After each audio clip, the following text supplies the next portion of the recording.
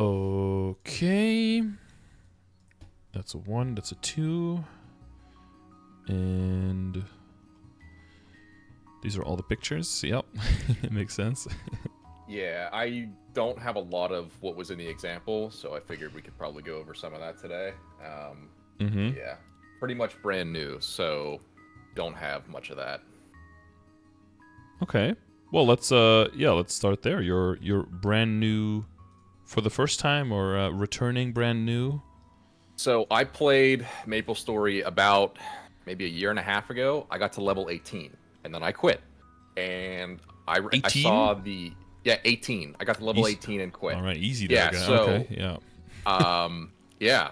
So I saw it popped up on like some social feed, like the burning event, and I was like, you know what? I don't have anything else to play right now. You know, I got some time off, so I Mm-hmm. figured, you know, why not get back into it and try it again? And I'm really enjoying it. It's an awesome game. Okay. But yeah, just hit 200. So honestly, the progression speed is awesome with the burning event. But yeah, I'm kind of I guess the Mm-hmm. overall theme for what I kind of wanted to talk about today is I'm kind of overall a little bit directionless. I am unsure of like what a good progression trajectory would be for MapleStory because it's such a different game than anything else I've ever played. And I also think Okay. there's a lot of like systems and mechanics that can help improve your character that I'm not using. Mm-hmm. So ideally I'd like to get, you know, pointed in the right direction at the end of the day. So I'm like 2 months from now, I'm not kicking myself for not knowing something. Yep. That's kind of what I wanted to sort of touch on today. Yeah, we could totally do that. So you, so you've been basically throwing all the events at this guy, right? You probably had like the 0 to hero or 1 to 100 or whatever it I was actually called, didn't right? even know that was a thing. I quested it up to 100, and then I Okay. realized later that I could have just done it in like 15 minutes. But I had fun, so I mean, at the end of the day, it's whatever. Yeah, honestly, I think that's better because that leaves the other event, that leaves it for characters that you don't really want to invest too much time into to just like speed run those. And since this one was already burning, it was going to level way faster anyway. So a lot of times this is maybe a little counterintuitive, but if when you think about it, when you have events that give you a lot of bonuses, which the summer and winter is always when it's going to happen, right? So that's also why you return now. Summer and winter have the biggest events. They usually have big updates, new areas, new jobs, new bosses, new skills. All of that stuff is usually in summer and winter event. So anywhere from like, I guess it usually it starts like around in December, but now it started already in like mid-November. Until basically until early February, right? And then it starts up again. We do have an anniversary event around May, and then after that, so like June, July, August is usually when there's like a big winter update. So we are about 6 months behind Korea, and so whatever is their last winter event, that becomes our next summer event, and vice versa. So we look a lot at what Korea is doing in terms of changes to the game. And because we kind of know which things will get copied over for us pretty much 1-to-1, so that we can have a bit of a head start and plan accordingly for the future, which is of course it's great for us to have advanced knowledge. Of course, some people start crying like little babies when it doesn't change exactly the same that Korea did, because just having information for some people is a guarantee, which of course that's something that you want to be careful with. It's not a guarantee, but we kind of know which things we're definitely getting and which things are kind of maybes. But it could also be a downside because a lot of people play for the future and they kind of get stuck in FOMO and get stuck in perpetual future mode instead of like enjoying the now and really playing for the game at the moment, Everyone's doing like dailies and weeklies for what's to come but that's good for the game because that binds people to the game in the long term, so that kind of keeps us locked in a prison of our own design, so they don't mind. But that is definitely one of the traps and the stuff, because you said like it's a great game, and then everyone in chat is like, oh no, he's so new, he doesn't even know yet, because everyone who's been in the game longer, once you start getting a little bit jaded and you've played the game for a longer period of time, you start seeing all the flaws and all the things that could be better, and then you kind of sometimes you wish that you never saw the game at all. But anyone who's played any game for that many thousands of hours is like, yeah, this was probably a horrible time investment, but you tend to kind of brush over all of the good times you had as well. So you're hopefully you'll meet enough people who can say that in jest, but also still be realistic and not just relentlessly shit on something when they're in there, because those are probably not the best people to hang around. No, I get it. I mean, there are definitely some things that I've even seen that I'm like, yeah, I don't love that. But I mean, overall, I'm enjoying my time, and I think that's probably gonna be what keeps me in the game. So yeah, that's my goal as well, really... to set like enjoyment as like center, like having fun, and to try to make everything work for that. Did you which server did you select when you started? I am on a reboot server. I think it starts with a K or something. Kronos? I don't change. Yeah, Kronos. I'm in reboot. Yeah. Then you can join it. So because I saw that you sent like a guild join request. Yeah, to the lower level one. Yeah, the way that works is you have to apply physically in game. Like you can't get an invite sent to you. I don't know why that works that way, but that's how it works. I think I did. I have a pending request, but I'm not 100% sure. Maybe I did it wrong. Yeah, maybe. Because some of the UI stuff has been overhauled several times, but some of it is still just ancient. If you play other games, you're like, oh, I remember this from like the alpha in 2004, and they'd be like, yeah, it's still like that. Yeah, gotcha. I guess we can, since we're already talking about guild stuff. I do have a couple questions about guilds and like how they benefit you. So, like, if I were to join the lower tier guild, what does that even like do for me aside from like having people to like do bosses with? So that's one. So you have the guild, and then you have an alliance. An alliance is up to 5 guilds that are smushed together. So our alliance is basically just 2 main guilds, us and Rainsong, and then we both have 1 guild with boss mules, which is basically secondary, tertiary, and whatever stronger characters that kill bosses and then sell the drops from the bosses, basically for financial income. But because there's enough people like that who also have decently strong boss mules, like you'll have people who just have like 10 boss mules or something all over level 230, which, seems compared to what you have now, that seems crazy, but you'll pretty quickly get the ball rolling to where that kind of becomes like something that's reasonable. So that supplements their people's daily and weekly income for their main characters to be able to afford all the crazy expenses, because we're playing on reboot, so there's no trade, so everything is basically being upgraded by mesos by yourself. So the mesos are freely transferable, but all of the items you make after that are all stuck on your character. So the money basically comes from your whole account, but then the items come from the character itself. So that's why, that's kind of like that setup. So we have 5 total guilds. The 5th one is like a leftover guild where everyone just dumps every character into that isn't dedicated to the other 2. So I use it for like trainees, people who want to build up and want to already join on the lower level. Maybe they're not sure what they're going to main yet, or they just want to use the passive buffs from the guild, and then also to an extent the active skills. There's 2 major things. So one is the guild skills and one is the guild castle. But the guild castle will be a very, very small role on any kind of side guild because it takes forever to upgrade. It takes a very long time. And the resources it takes as well is just the drops from the resources come from high level bosses, so you won't see them in low level or like more casual guilds because it's just not really realistic to set that as a goal essentially. And you could do research, but then the research gets sped up by the activity of the members. So if you don't make a conscious effort of everyone doing the specific weekly quest for the guild castle, then the research time doesn't get cut at all. So it takes the full length, and it will be like years to do certain research to unlock certain things. So it's really only reasonable to do that in like the main guild or in very active guilds, essentially. The main value of the guild castle is that you can unlock extra rooms. So the rooms, like you can find recipes from killing high-level bosses, and then the guild leader can take recipes that are committed to the guild castle to start building them, and then you'll need to throw in the resources. There's like 3 very common resources that you max out on super quickly, and then there's one super duper rare one, like I said, that drops from very high-level bosses. Ones that, most mules, maybe only like mains level 260 plus characters will be the ones that can start gathering those essentially. And then when through the research, you can expand your castle and you can unlock put different rooms in there. And the main ones, honestly, for the whole purpose of the castle kind of is just the utility from the enhancement room. because that is that'll go into star forcing, which we'll get to later. But there's like a little mini game with the enhancement that if you just like collect the star inside the box, then you get a slightly higher chance of succeeding your star force. But after a while, it speeds up and it becomes impossible to do essentially. Or it's also tedious because it takes a little bit of extra time with every upgrade attempt that you do, and you can also fail and drop down in stars again. So you'll be there forever basically. But the enhancement room automatically applies that bonus. If you select that you want to do the minigame, it'll just skip the minigame for you and automatically give you the success. So it saves you money over time and money and time. I meant to say.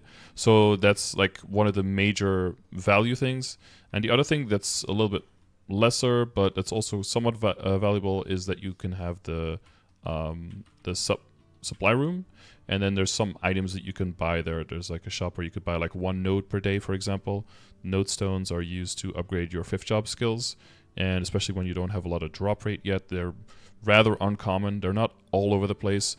Big events like now, if you look at the, what's it called, like Antisk Exploration, right? You can see huge batches of them. But that's really exceptional. It's more just event shops and everything where you can get them. So like the in-depth exploration, you can see stacks of like 100 node stones. 200 node stones, even experience node stones, which are the green ones. Okay. Those are used to like build out, because up until 4th job, it's just like, oh, you get like a list of skills and you just level them up, and that's pretty straightforward. But when you get to 5th job in a V matrix, you have to, we'll probably get into that. It's way more complicated in the sense that you can pick and choose which skills you unlock as you have room for them, and you select those and then you use them as you want them. And if a skill isn't useful, you just, as long as the cooldown is available, you can just switch it with another skill and then use another one instead. But it takes a while to build out. It's already really fast now, and it's been getting sped up a lot because of 6th job that just released at level 260, making it so that the time it takes you to max out your V matrix in your 5th job has been cut down severely, because they want to push you towards 260 and towards the 6th job instead.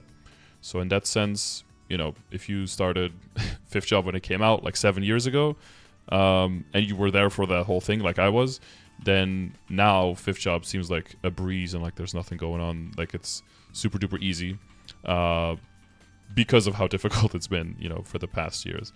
So Guild Castle is mainly that. Like you just have to check with your guild, like, hey, do we do the weekly boss, the weekly 5,000 kills for the research? Do we do that in the guild? No, then it's fine. Are we going to work on the enhancement room in this guild? No, okay, then that's fine. If that's something that you want for your character, then that's something that you might decide whether you want to switch to a different guild, or in terms of the level of how serious they take that part. And then the second part is the guild skills. So that's also a 2-parter. There's passives and then there's actives. So the passives are the basic guild skills. You can see it on screen. Basically just levels up as the guild levels, and then the guild leader can put in points. But it's pretty straightforward what you put points in. You just max everything. But you get things like a little bit more meso drop, but it's 8 mesos per bag per monster, so that doesn't even register. The DG buffs are like extra attack for half an hour. You get a bunch of those in the beginning of the week, or whenever you want to, you can pick those up, so you can make the bossing a little bit faster, for example. There's some passive weapon and magic attack, so just make everyone stronger. A little bit more Star Force. That's one of the requirements for the areas, right? So you have, you generally have 2 types of monsters, normal monsters and then boss monsters. And then within those, you have like subtype. So you have just regular, which means they have no special type. They're just what they are. And then you have Star Force monsters. You don't have Star Force bosses, I think. That's just monsters. And then you have Arcane Power. You have monsters and bosses for that. And then you have Sacred Power monsters and bosses, which basically means that it's just a different kind of stat that you have, and it checks for that stat, for the requirement, for how much you have. And then based on the difference, you either get a penalty or a bonus in terms of incoming damage and outgoing damage. So this one will help you early on when you are fighting Star Force regular monsters. Like the normal monsters, those typically have more HP and also give more experience. But if you don't meet the requirements for the Star Force, you'll take a lot more damage and they'll be a lot tankier. So this helps you training new characters. So even if you join the lower level guild, will very quickly have all of the passives available, basically all the way up to level 25, like all the regular ones. But the noblesse skills, that's where you actively have to put more work in. Gotcha. Okay. And Yep. those, say I join the guild today, Mm-hmm. do I need to? All those perks are instantly available to me, or do I need to hit a certain contribution point or anything like that to get them? So there are some things. So the guild castle and the noblesse guild skills can be put behind a wall by the guild if they want to. So they could say like, hey, you get this rank if you don't do anything, and if you participate in this or this, then you can get a rank up, and then you have to do this or this to maintain the rank, and then you can make use of these privileges essentially. So what we have is like the lowest level guilds is just all open, like everyone can do whatever they want kind of thing. There's no pressure on that one. For the Mule Guild right now, there is also no limitation, although last week we didn't meet our flag race score, which I'm a little bit peeved by because I did a quarter of the whole guild's requirements by myself, and it sucks a little bit that the whole guild together couldn't take the other 3/4. But as long as we're getting like decent points there, it's easier to kind of keep it free flowing. But yeah, if it starts slipping, then we might have to tighten up the belt a little bit to make sure that we don't just, let it slide when it's when it's unnecessary. For the main guild, we have some contribution to get access to both the guild castle and the noblesse guild skills. Because noblesse guild skills are really good. If you max... right now here we have 38 points. We should usually have 41 or 43 or 45. And with the main guild, we have these 3 maxed, and then we have a few skill points in here. So we have 49 skill points in total. But this one is up to 30% critical damage, this one up to 30% damage, and this one up to 30% boss damage if it's maxed, and then this one goes into IED. IED isn't necessarily worse than the other ones, but IED is more something that you have to reliably always build for yourself already. So it's when it comes to the guild skill, it's more seen as like a bonus on top of everything already once you have the other things. And it's only for basically like the top 10 guilds have like significant points in the 4th skill. Everyone else has like up to, I don't know, 6 or maybe 8 points in here at the very highest. So it gets really competitive at the higher end. But if you have like the last 2 maxed and like a decent amount of points in the first one, or these 3 maxed, you're basically getting what you can get out of it. So for that, within that, there's 3 things. So that's under guild contents here. There's weekly missions, Shrinian Culvert, and Flag Race. Weekly missions is just playing the game, killing monsters, doing your dailies and your weeklies. This will fill out if you're somewhat active, and if you have a somewhat active guild, this will fill out passively, so you don't have to worry about weekly missions at all. It's usually Flag Race and Culvert. We abbreviated Culvert and Flag Race. This is where you have to put a little bit more conscious effort. Flag Race is a weekly jump quest where you have like some special skills you can put on, because it's like a snowy area, so you slide around, but you can switch into snowshoes with spikes, so you can stop sliding or switch out of them. You've got a special jump with a cooldown, and you've got a dash that rushes you forward with a little bit of a cooldown, and then there's stars throughout the maze that basically give you a reduction to your cooldown to the skills. So basically there's like some meta routes in there that can get you through there. If you just get through it, you get 100 points. But the faster you get through it, the more points you get. So usually it's just do anything, because you have 200 people, 100 points each, and it caps out at 10,000. So if half the people run and they all get the minimum amount of points, then you're already capped. But what most likely will happen is you'll get some people get more score. Like you see right now, I've gotten 550 here and 450. Someone else got 450. So even though we only have 1, 2, 3, 4, 5 people ran, we already have 2,000. So already 20% done. So if you get a little bit better at that, you need to do 3 laps. But if you get a little bit better, then you can already, it will be done really quickly. There is an update coming from Korea that they're going to reduce it from 3 laps to 1. So that'll also make it a lot easier for everyone to participate. In order to participate, you'll need at least 40...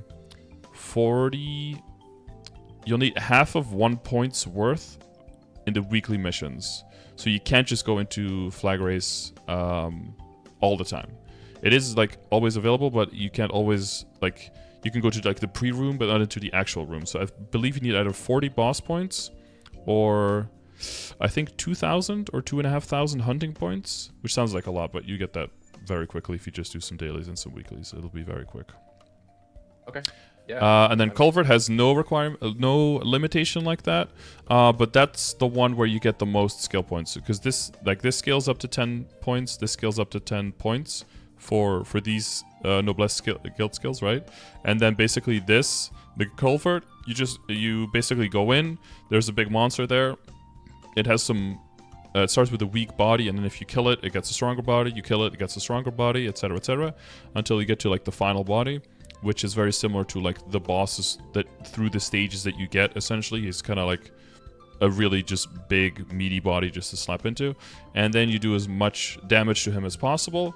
That'll give you your score. All of the guild members' scores added up together, and then at the end of the week, it's ranked between all the guilds, and then based on where you rank. So we got the top 22% last week, which equals 21 skill points. So that gets added with whatever you get from this, and then the total. And then on Monday, when the shit resets, the guild leader or anyone who has the ability to puts the points back in, and then everyone who met the requirements can use them again, and everyone who didn't meet the requirements has to meet the requirements first before they can use them again, essentially. And this is the only one that has like a cooldown, so this one is immediately available. This has a 24-hour cooldown when you join the guild before you can actively use these. But other than that, it's all pretty much instant, yeah. Gotcha. Okay, so you mentioned you got a couple guilds going on. Obviously, this is like my first character that I'm leveled. Is there a certain point that I should just consider making alts, or like when would that be viable for me to like really get into? Because obviously I want to have like more income and stuff like that. So is that something I should look to do like in the next like day, or is this like something I can look forward to in like a month or something? Like I don't know when I should start investing my time into getting alts going. Yeah, sure thing. So there's a few factors there. I would say one is how much fun are you having with your main, and are you still feeling like you can progress fast enough? Like, are you still enjoying playing on your character? Because, you know, for some people, if they're not getting 16 levels per second, like it's bad and it's slow, and then they want something else. And then some people need the ability to just play a lot of characters. Some people like the change of pace and the change of scenery from playing multiple characters. Some people just like to grind hard on one character and go all the way, you know, into infinity and beyond. That's one factor. The other big factor is events. Events will often make it so that you have to kind of explore the power of an event in terms of what value can it give to you personally for your account. Something like the 0 to 100 event is extremely valuable to build out extra alt characters, extra legion characters, legion mules as we call them, even though they're not mules anymore, but they used to be. That will help support your account without taking that much time away from your main character because of how efficient your time will be on those characters. Being able to level them much faster than usual. There is definitely a balance between spending time on your main and on side characters combined because of Legion and Link skills. Those two things together bring a whole bunch of value to your account. And so I guess as an overarching thing to start with, I would say one of the big things is events at all times, because that will skew like your priorities, not just in terms of like, do I spend more time on my main character or on side characters, but also what kind of dailies and weeklies do I do? Like a new event could take time away because it's just so much more value per time. It all comes down to the thing, like I want to move forward, right? And then most people's goals is just like, I want to do this boss that I can't do yet, or I want to be able to get to the next level or increase my damage. All of that comes down to spending time. So time is your main resource, and that all comes down to where do I spend my time to get to that goal. So any kind of event could temporarily, or release of new content in summer and winter mainly, could more permanently shift what the balance should be that you want, to maintain, to be able to get efficiency from your time. So that's why I maintain the event calendar, where we basically look at the patch notes, try to distill them down to a time frame essentially, so you can kind of see. I guess this goes into the resets as well. Things in this game reset at different times. You may have noticed if you've been playing for a bit. The daily reset is at midnight Central, UTC basically. So that's like, what is that, 3 hours and 40 minutes from now? Something like that. Yeah. I think so. But it doesn't change when the clock changes, right? When we go summer, winter time, saving time, whatever, the reset stays at the same time. So it's going to be like an hour forward or backward depending on where we're going for your personal time. So that's the point where the dailies reset, and at some days at that time, there will also be weekly resets. And then there's also monthly resets. So we just had a daily / weekly / monthly reset all at the same time, which is pretty rare. But there are some things that reset monthly. So monthly resets, that is not for you yet, but that is like Black Mage clear. Black Mage is like was the big end boss for a long time. Now is not that big end bossy anymore, but it's still a huge milestone for beginning players, of course, and even for second or tertiary characters. It's a really high threshold to get to.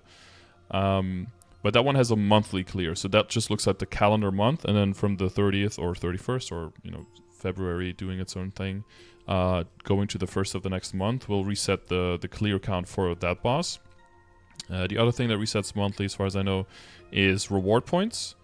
So that's a currency that you get from killing bosses in the game, and that's one that you can use to buy things in the cash shop. So there's a reward shop where you can buy things with the reward points, and that resets on the 1st of the month. And also, if you buy things with NX cash, you can like give yourself a discount of up to 30% and pay that 30% in the reward points instead. So give yourself a little bit of a discount by playing the game, essentially. Okay, nice. But the reward points, they're only around per rolling month. So all of the points you get now in January will disappear at the end of February. So you can use them for the month in which you get them, and then the next month, and then the month after that they'll disappear. So you can always double check that here in the cash shop. You have reward points. You can always check the expirations, and you can always see what's going to happen with the points that you have. So for me, I had 30,000 points expire last month, or 2 days ago, I guess. And then I have 42,000 left that I got in December, so those are going to expire at the end of this month. And then 7,000 so far that I've gotten in January will expire at the end of February. So this way you can keep track. It's a little min-maxy, but just like to get through the whole concept, I guess. The reward shop is here. And the reward shop, I've already bought up my things. Usually there's a Water of Life in here, which you can use to revive pets. That revives your pet for 90 days.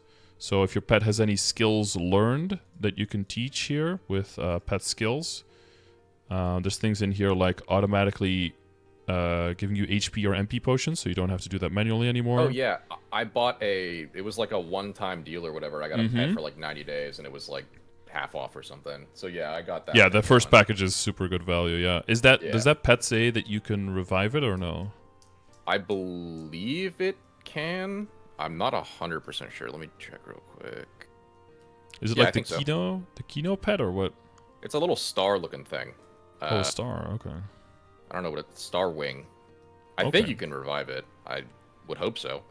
Yeah, usually you can revive it unless it specifically says that you can't. That's typically the rule. Like this one, the snail, for example, that you get, like it says pretty high up, says the item cannot be moved into the cache inventory. So that means you cannot share it with other characters that share the cache up inventory, which is not all characters, by the way. There's like specific groups. Excuse me. And it says you cannot use pet skills, scrolls, or name tags. So they're basically, you can't interact with it in any other way than what it is. And then you cannot use the Water of Life. So the Water of Life mentioned, that has to do with being able to revive it. If you can use Water of Life on it, then if you teach it any skills, the whole pet will just reactivate. You don't have to ever reteach those skills, for example. So. Water of Life dries up on 4-1. Oh, okay, so yeah, I think I should be able to revive this thing.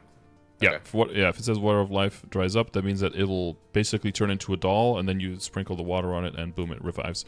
So but you get one free every month, and it revives for 90 days. So if you can go and you can equip up to 3 pets if you decide to main your character. There's an item here called Pet Snack.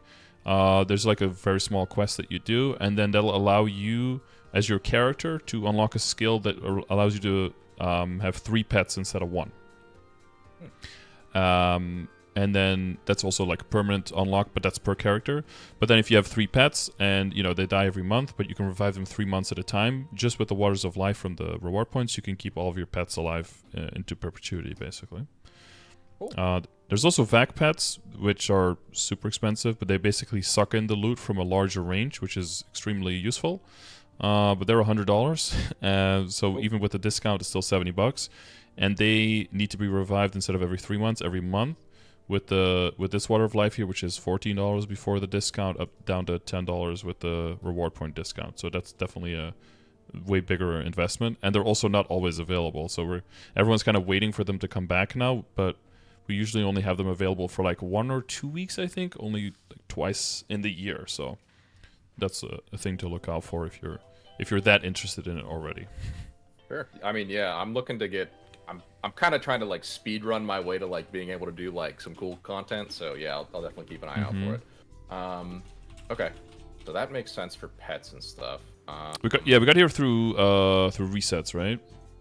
So that's the monthly resets. Yes. And then we have weekly resets. So most of the stuff, the events that I was talking about, those always start on Wednesdays. Wednesdays is patch day. So if there's ever like a big update, it's on Wednesday.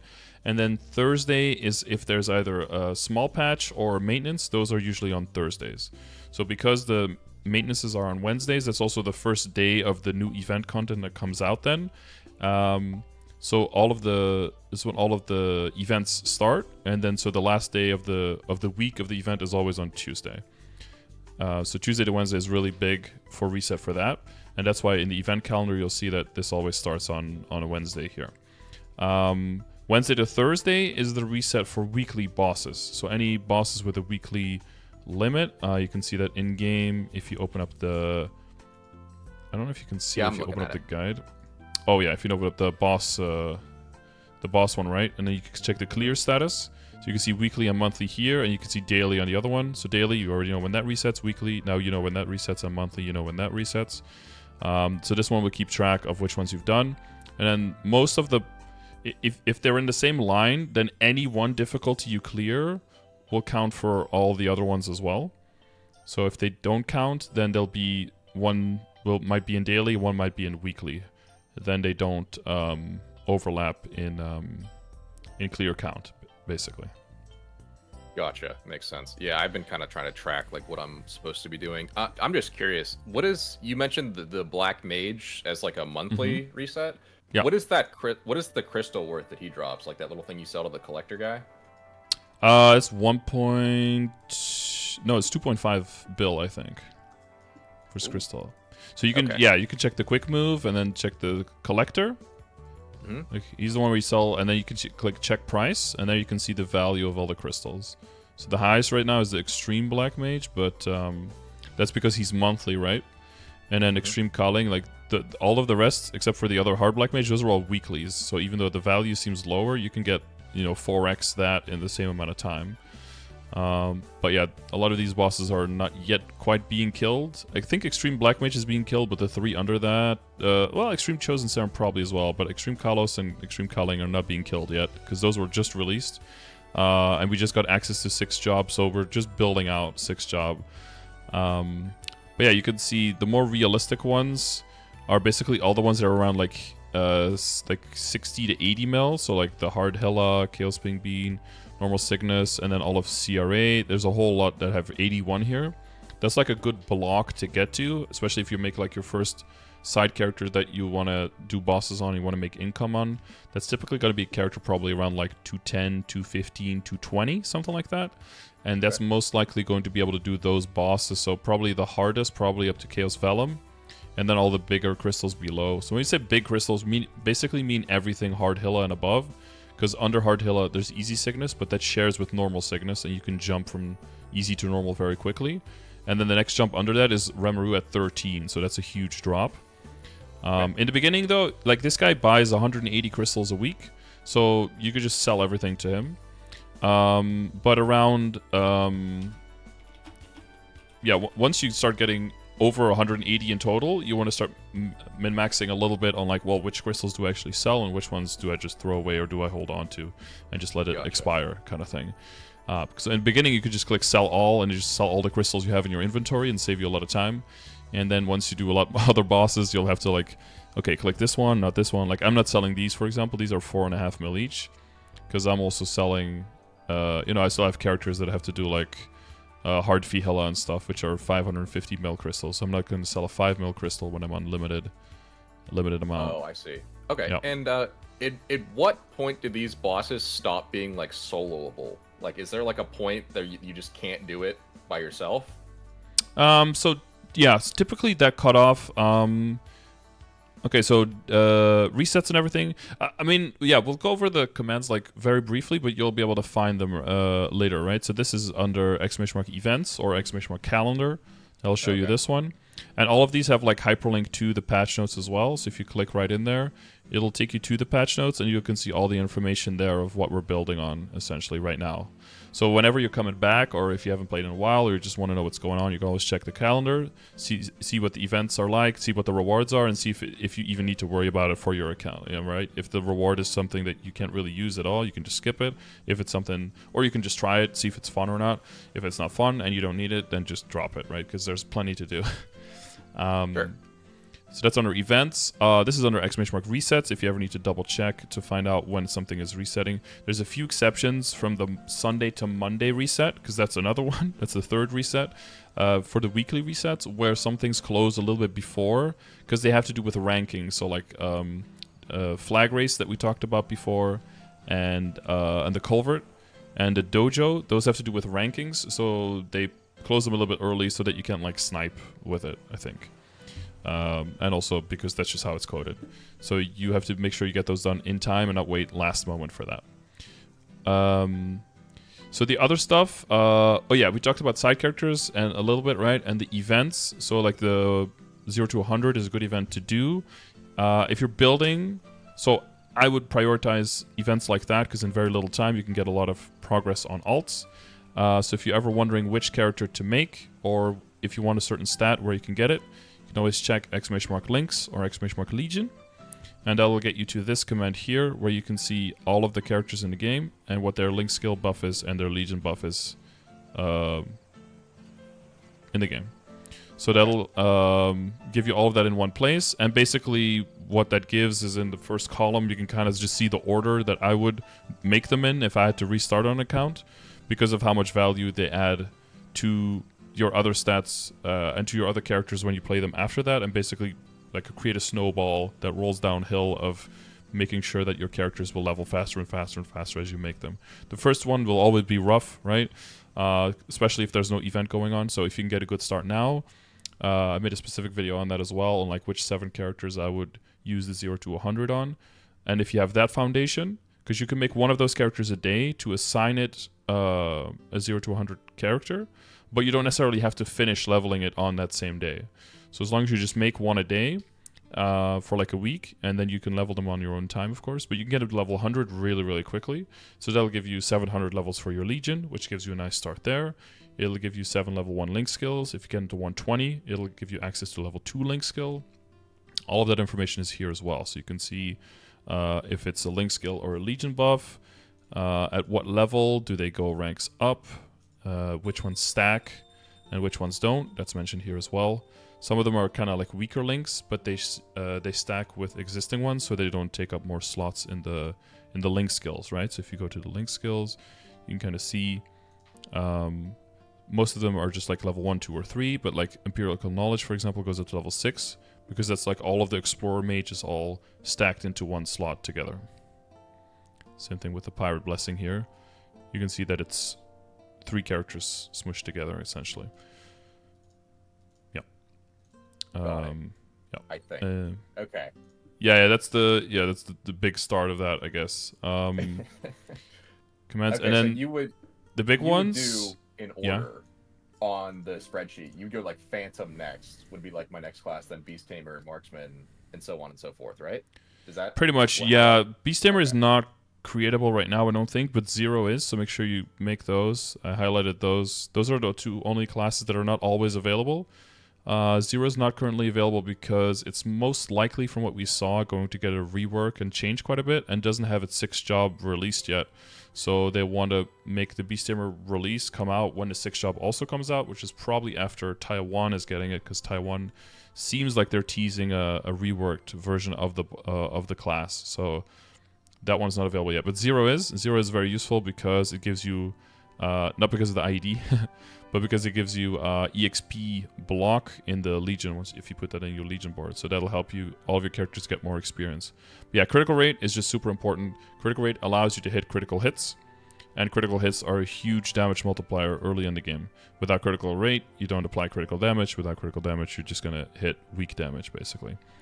So necessarily, you get crit rate on point first, and then you work on critical damage. Damage while mobbing, basically just damage percent, but you have damage percent, you've got boss damage percent, and you got normal monster damage.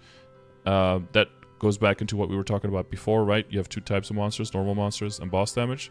So obviously those separate types of damage only apply to their specific type of monster, but percentage damage applies to either one. That's more like a total. So your damage percent total is, if you're fighting normal monsters, is damage plus normal monster damage. If you're fighting bosses, it's damage plus boss damage percentage, essentially. Got it. So okay. That's the priority there. And then EXP. So typically, always, we're trying to get as much value from monsters as possible. So step 1 is killing them all, right? And then once you kill them all, then we try to min-max within the kills. So we get more experience per kill. Same thing with bossing. We're trying to kill the bosses quickly. Once we know we can kill the bosses, now we want to get more value from every boss kill by getting more drop rate, getting more chance of getting the drops from them. Because things have daily and weekly caps, you're looking at weeks, months, years sometimes to get certain drops realistically to a certain point. So speeding that up with drop rate is very important, and it's going to be pretty quickly become a priority. So all of this is condensed down more directly into the progression grid. Progression grid tries to take all of the relevant milestones and put them all kind of on a timeline in terms of your level. So it incorporates things like meso obtain, so how much money is in the bags that drop rate equips, so getting more drop rate, right? Getting higher drops. And that's also connected to the drop rate command, which talks about these types of drop, where they come from, at what stages of the game do you want to build those out. Second one is main stat. That's just in your stat window, right? Where you have, how much do you have there now? You got like 2,000? 2K. 2K, yeah. Nice. Well, we all started at well, I was going to say at 0, but we started at 22 or something. Yeah, that's where we all start. And you see critical rate, functional critical rate. In this game, there's a lot of times I have to know the difference between functional and visual. So visual is just you open your stat window and you look at the number, and that's what it is right there. Functional is when you're actually hitting the thing that you're hitting, how much is actually happening at that time. Because, as you can imagine, there's debuffs in this game, and there's also specific skill buffs. And, for example, I'm on my Buccaneer now. My Buccaneer has a skill that says when hitting bosses, you gain 50% critical rate. Now, your stat window doesn't know what type of monster you're going to hit before you hit it. So my stat window can't show that critical rate. But when I hit a boss, it will apply. So to some extent, you have to read your class, read your skills, and see what they do to make sure that you are not overcompensating, because these numbers are like, functionally, this is what you want to put through. But that doesn't mean that the stat window is going to look exactly the same for all of the classes in the game. Does that concept make sense? Yeah, I mean, it does. I don't know if my class has something similar to that. I'm not sure. I'd have to look into it a little bit further. But You have a big, for ID, for example, you have a big ID debuff that you can do. Okay. I think it's on both of your attacks, but maybe on Angel Ray, you build up a debuff on a boss, and that creates a lot of extra IED. So visually, your IED is probably always going to be lower than what's mentioned here, because the extra IED from your class is going to make sure that functionally you do get to that number, or maybe even a bit past that. So that benefit from your class, a lot of it is like you have your class, you have your kit. that can do a bunch of things, and then all of the other things in the game are basically there to complement it. In the beginning, you just throw everything you have at it because everything's going to increase, right? And as soon as you start getting options, for example, you have more link skills than you have slots for, or you have more Legion members than you can even fit in the board, or the hyperstats start getting so expensive that you can't afford them anymore. Once you get to that point, now you have to really look at your character and be like, okay, what does my character actually need the most? And for that, you can look at these numbers and try to approach these numbers. And if you can see somewhere that you're way further off than somewhere else, that means that you want to push a little bit more there and a little bit less into things where you're already good. So you're playing a Bishop, right? Yeah. What Bishop is really good at, typically, is very high critical rate and very high IED. And those happen to be also, early on, the most, and basically throughout the entire game, the two most important stats when you're bossing. IED doesn't matter at all when you're mobbing, but is the most important stat when you're bossing, and critical rate is like tied for most important stat in both mobbing and bossing. So base stat-wise, you've got a very solid pick. You've got a relatively simple mobber, so you can get easy levels. You've got one of your big strengths is you've got Holy Symbol, which gives you a bunch of extra EXP, right? So you can level faster than other people can, even if you have the same kill speed as them, because you get more EXP per monster, as long as you have Holy Symbol on, right? Which I hope you do. I do. Yep. Yeah. And then you have high critical rate, so you don't need a lot of link skills, a lot of Legion, a lot of hyper stats to increase your crit rate. You'll very quickly get to 100%. So that means you can start moving it away from critical rate and into critical damage very quickly, which means you can start cashing in on that critical rate that you invested in very, very early on. And then you have very high IED, adding the debuffs essentially as well. And then that means that as long as you get your IED from the really cheap sources early on, you can very quickly start moving into bossing damage and other utility stuff. Because one thing that Bishop relies more on, that other classes don't rely on at all, is buff duration. And you probably have already seen Infinity, your fourth job skill.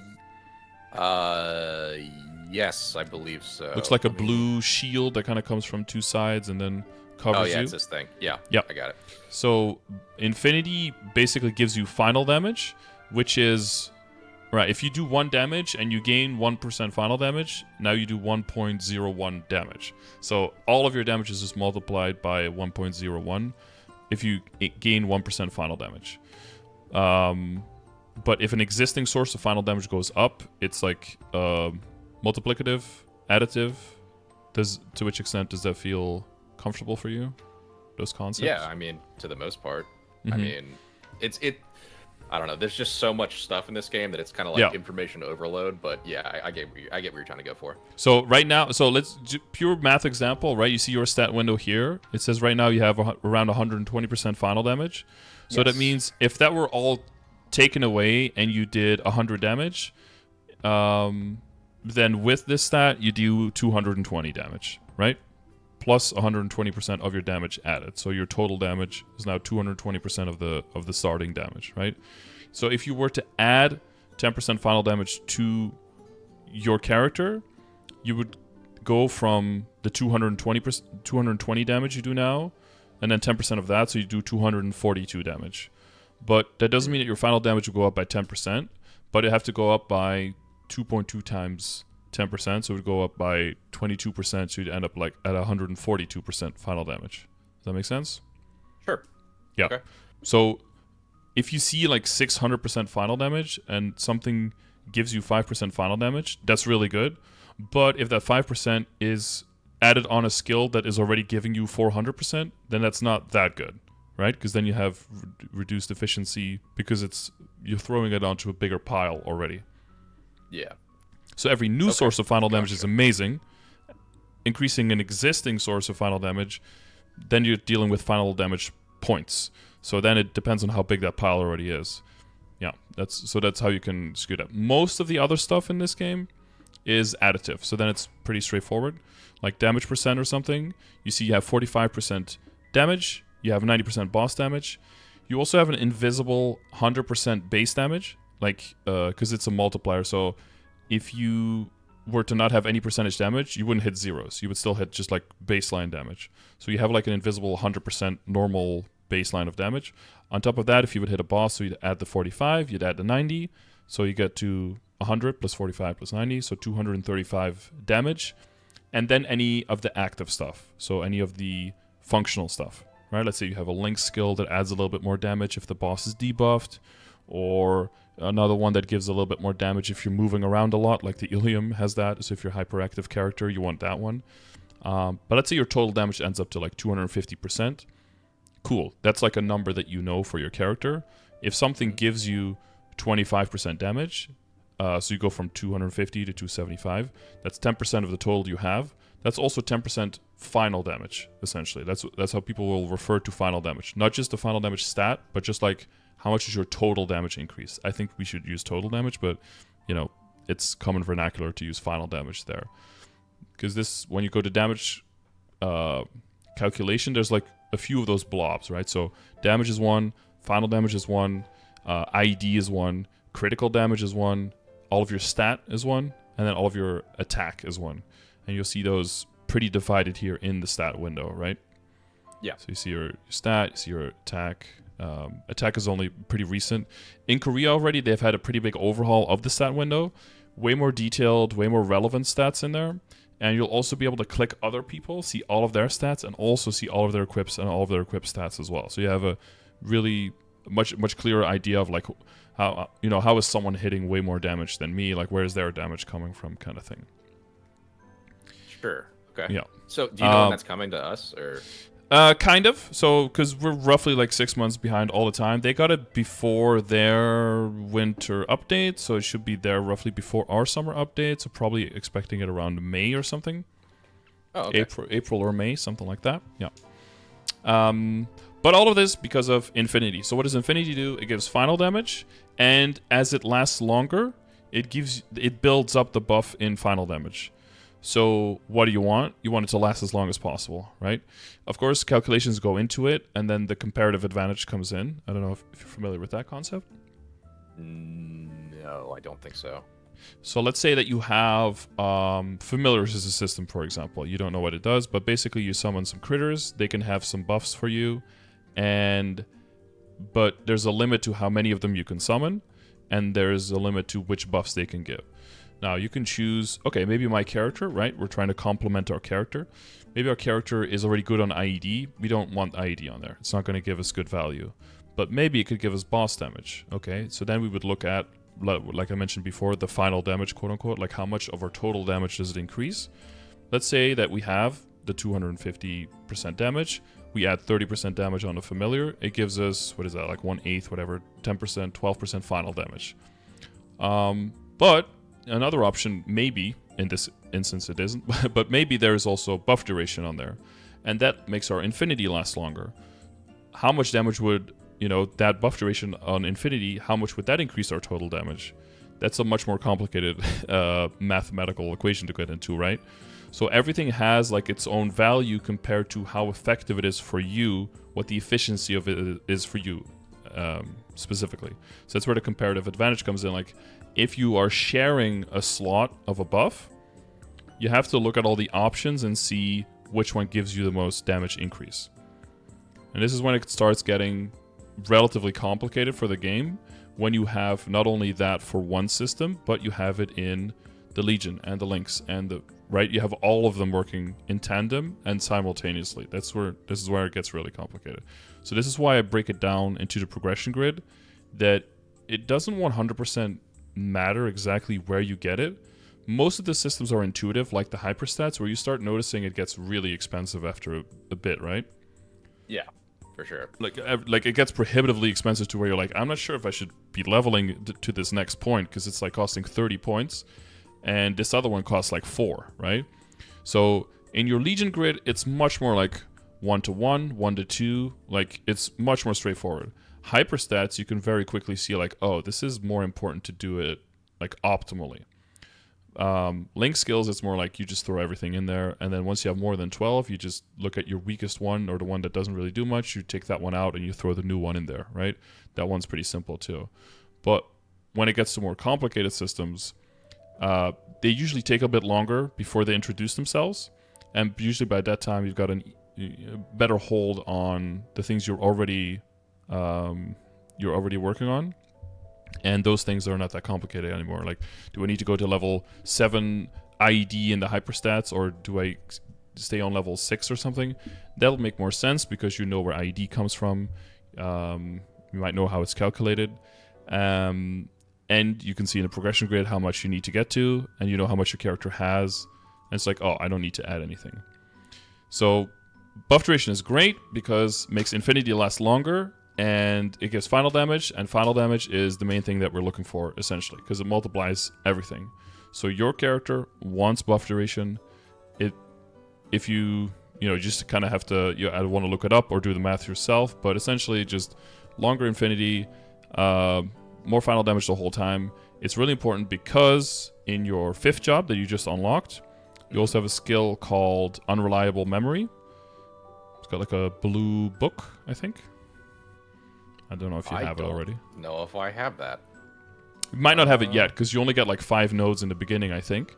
So you'll have to do events and stuff to get nodes, or kill monsters in the Arcane River with more drop rate on. And then they'll just drop them randomly, essentially. Oh, okay. And then what Unreliable Memory allows you to do is it allows you to replicate one of your skills and basically get a copy of it. And essentially there's a whole bunch of options, but really the only true option is just getting another Infinity, and then you cycle between them. And if you get enough buff duration, you could almost make it so that you have 100% uptime of Infinity. Of course, in the beginning you have a little bit weaker, and then as it builds up, it gets stronger. So you have a little bit of a... Is it a sinusoid? What is the the graph of, like, it goes up and down a little bit? But your general increase in final damage is great from that. So buff duration is like the main thing that you're looking for. Basically anywhere you can get buff duration, as a bishop, you want to jump on that. And again, to bring it back, because you have the high crit rate and the high IED that other characters are busy working on, you can skip all that and you can go straight for that buff duration and start cashing in immediately. So anywhere you see buff duration, you want it, essentially, right? Right now there's event skill where you can temporarily build buffs for your account as well. You want that buff duration there. If you see the Legion, grid, and you see the outside stats there. So you will, in the beginning, you just have the middle cross, right? Or the middle box, sorry. And then as you expand your Legion, which is like the total of all of your levels in your account from all of your characters, you'll be able to buy upgrades with the coins that you get from the characters. And then you'll see on the bottom left, you see buff duration there. And yes. So for the mages, like my Legion looks like this for my mages. So you've got this is for the bossing. So you primarily have enough critical rate to hit 100%, enough IED to get the damage through to the bosses, and then all the crit damage you can, buff duration, very important, and then everything left over goes into boss damage. That's kind of the priority here. And then when I'm mobbing, it's more like this, because again, I have enough crit rate, and on your bishop you definitely will, so I actually don't need it. So I can go into normal monster damage and critical damage. Those will be the main damage increasers.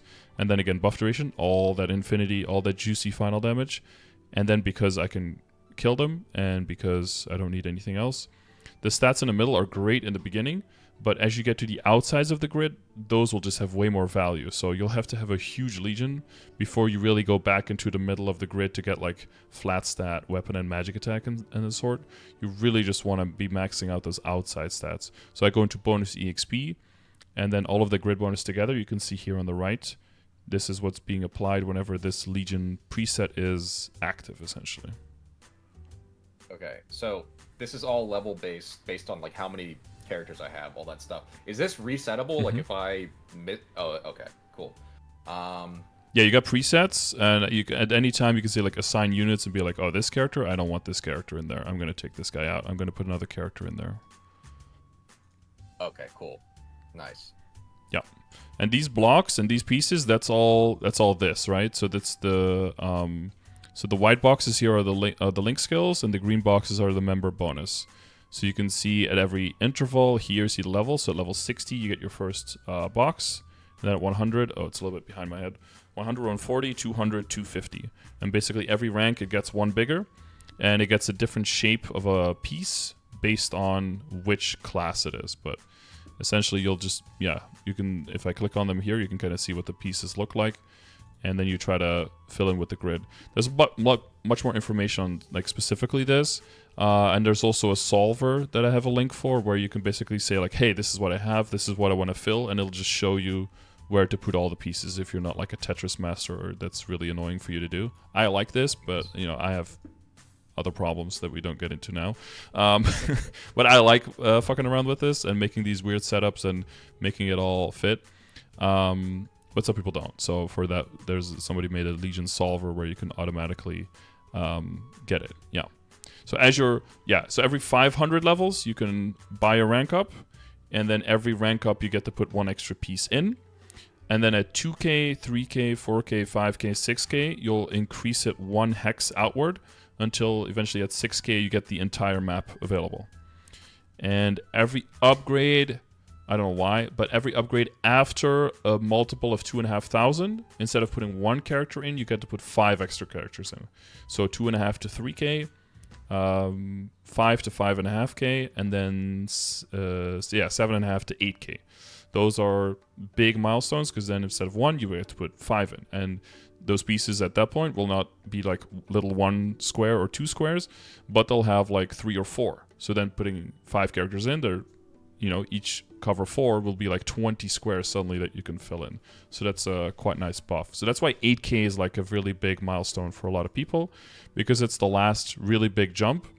And past 8K, it also takes forever to get further. So that's why 8K is mentioned here as like a big late game goal. And that's why 6K is mentioned here, because that's access to the whole grid. Makes sense. That's going to be a minute before I get there. But yeah. Yeah, and that'll mainly be events. So if you see events like this, like the 0 to 100, you jump on those, because that's just free levels. And but in the big, you'll also have like the EXP event right now, right? Like the mini game, like the EXP tickets, like the food storehouse. I don't know if you've done that one. No, I don't know what that is. Okay, that's a lot of EXP. You wanna do that, right? You want to do that today before reset if you can. That's like a lot of free levels. You just kill 1,000 monsters in there. You can do that 3 times a week. Doesn't seem like a whole big a deal, but the experience in there is nuts. And another thing that will happen as you play more is you'll get more multipliers going, right? Just like you'll get more sources of critical rate and more sources of critical damage, you'll also get more sources of EXP. So you get coupons, you get coupons that stack with coupons, you get other coupons that stack with that, you get other potions. And the whole game is built on the idea that they want you to play all of it, but they also want you to feel like it's worth playing all of it. So essentially your base rates are super duper low. And because they want you to unlock everything, and they want you to feel that it's worth unlocking everything. But also they want you to eventually not just get 1 to 300 in like a day, right? So there has to be some kind of... So eventually, at the higher levels, it just takes forever to level still. But it's manageable because of how you can kind of flatten the curve a little bit, or unflatten the curve, I guess, by unlocking extra things in the game. So all of those things in the game, and something you alluded to before, and things that's worth your time, and that's completely connected with this, because this takes into account, okay, how much damage do you need to kill monsters? How much damage do you need to kill certain bosses? How much access do you actually have realistically to these stats?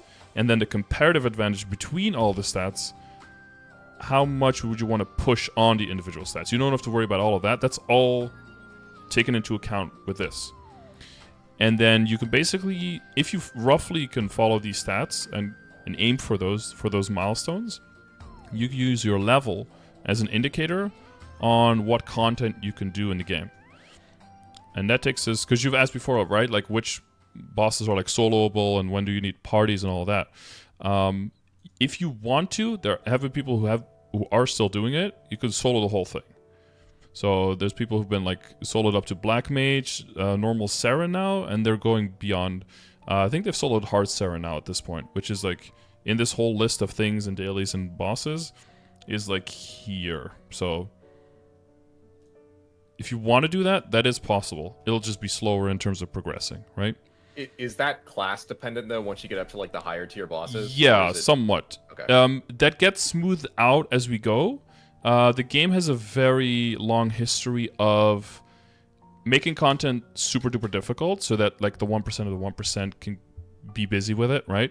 And then as soon as things start getting like figured out and things and power creep starts setting in and new stuff comes out, they do a very good job at kind of smoothing things out and making it easier for the rest of the people, so the normies like the rest of us, to basically come in and to start doing the content. But at the same time, because there's also so much content already past it, it'll still have really high value to the people who've never been able to do it, but it'll have lower value to the people who've already been doing it for a while, so they don't mind that other people can do it.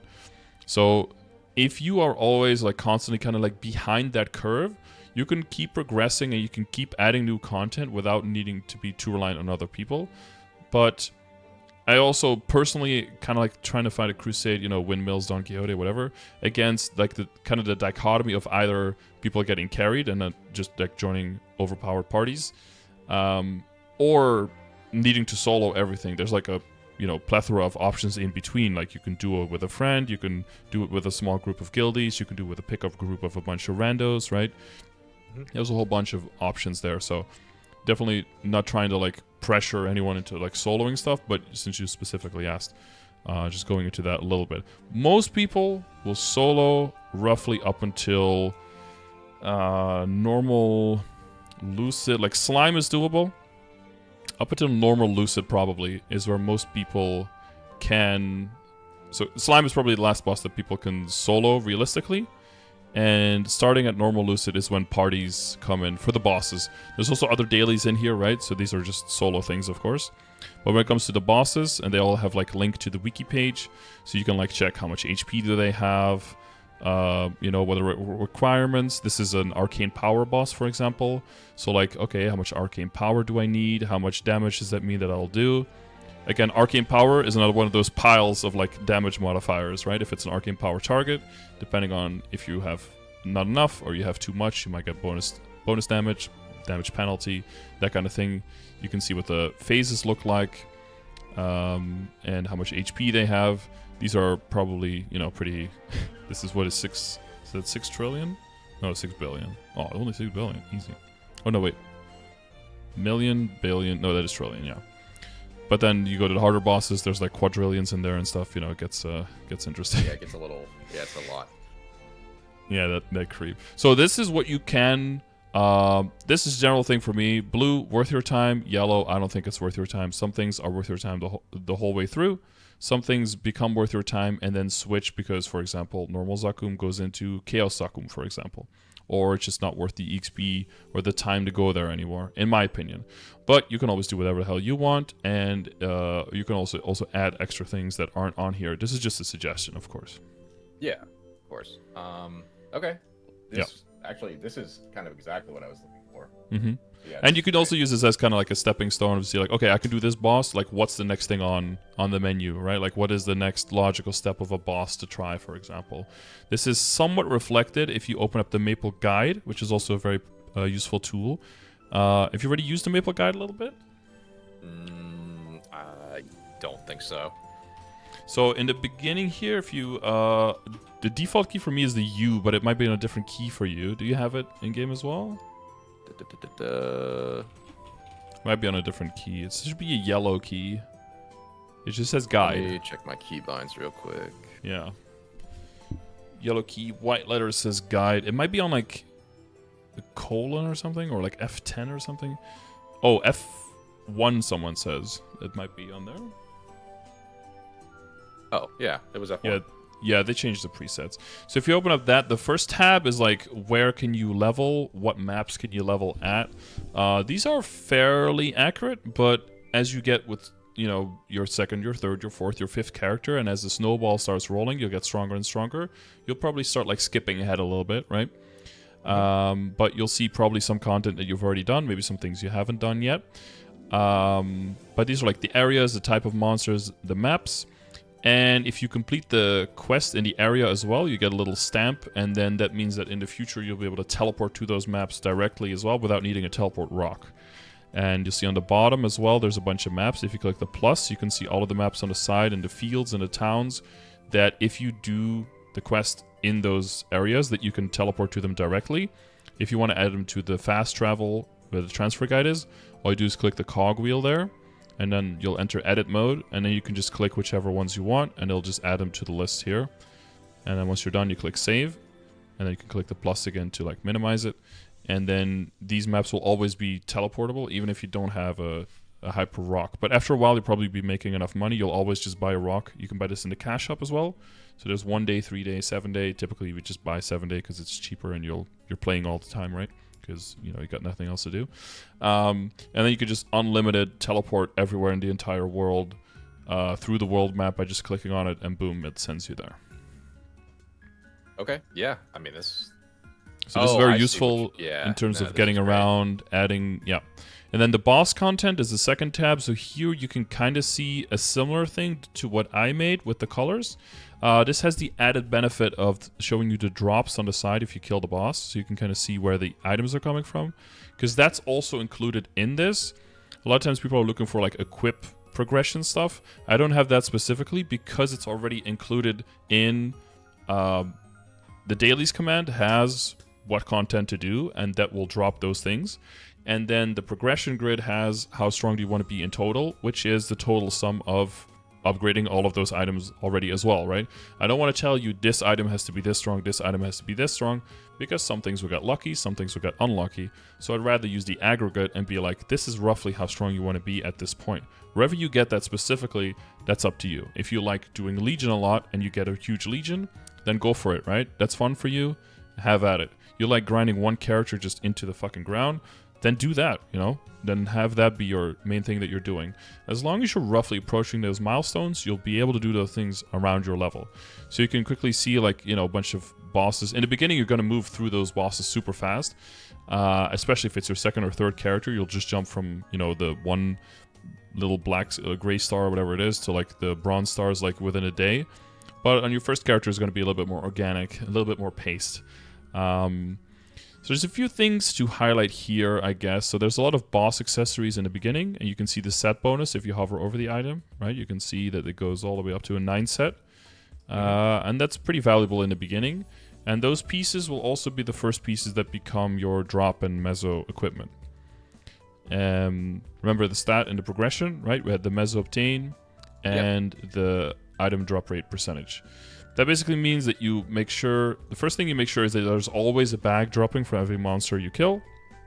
Meso obtain means there's more money in the bags, and then extra drop rate for extra boss drops. So that these equips that you see here, because they're, nothing is guaranteed in this game, except for that nothing's guaranteed, that you have a higher chance of getting these things, so that with the limited amount of boss clears, you can still maintain a relatively good rate of progression. Okay. So I guess my next question would be like, is there, like in many other like MMOs I played, specifically like RuneScape and stuff, there's specific gear that's good for like a specific style of like play? So like I'm like a bishop. Is there a specific set of gear that I should be aiming for now that's better on bishop than it would be on like another character? Like how do I prioritize? We don't really have that, no. So the main thing for you is that you don't need as much critical rate, you don't need as much IED, you want all the buff duration you can get. Like that's the more important thing for you to definitely know for Bishop. And then the second thing is that Bishop, especially with 5th job, scales off of Benediction, which is like a big buff that you give to everyone around you. Because you're support, right? Your hard support is Bishop. Your main things where you shine is like simple mobbing. You do good damage though. Like for support, you do kind of too much damage, but we don't have to go into that too much. But you're like #1 support in the game, right? So Benediction buffs everyone around you, but it scales off of how much stat you have. So when you're looking at soloing and you're looking at doing solo content in general, you want to build up a balanced amount of all of the stats that you have access to, because of what we talked about before of the little piles of final damage that all multiply, right? If you go too hard on one, you neglect another one, the comparative advantage might make it more beneficial for you to get rid of some main stat. In general, higher is better, right? But if your stat goes at the expense of another damage metric that would give you more damage than stat, then it doesn't make sense to get more stat. But when it comes to benediction for a bishop, because benediction itself scales just off of your stat, and there's another version of the game, right? There's also non-reboot, which have different versions of upgrading, and they can get more stat. But the scaling of the skill is kind of meant in mind. It has their scaling when it comes to the stats, so kind of have to deal with the differences there a little bit. And what some bishops might do in some situations, I don't think they do that anymore though because of the changes to carries, is for example make alternate gear that is purely stat based, so that they can boost their benediction specifically and support their team higher. Now they introduced something I mentioned before, like getting carried and or soloing everything, right? And that there's a lot in between that. Carrying yourself, getting carried is starting to get very punished.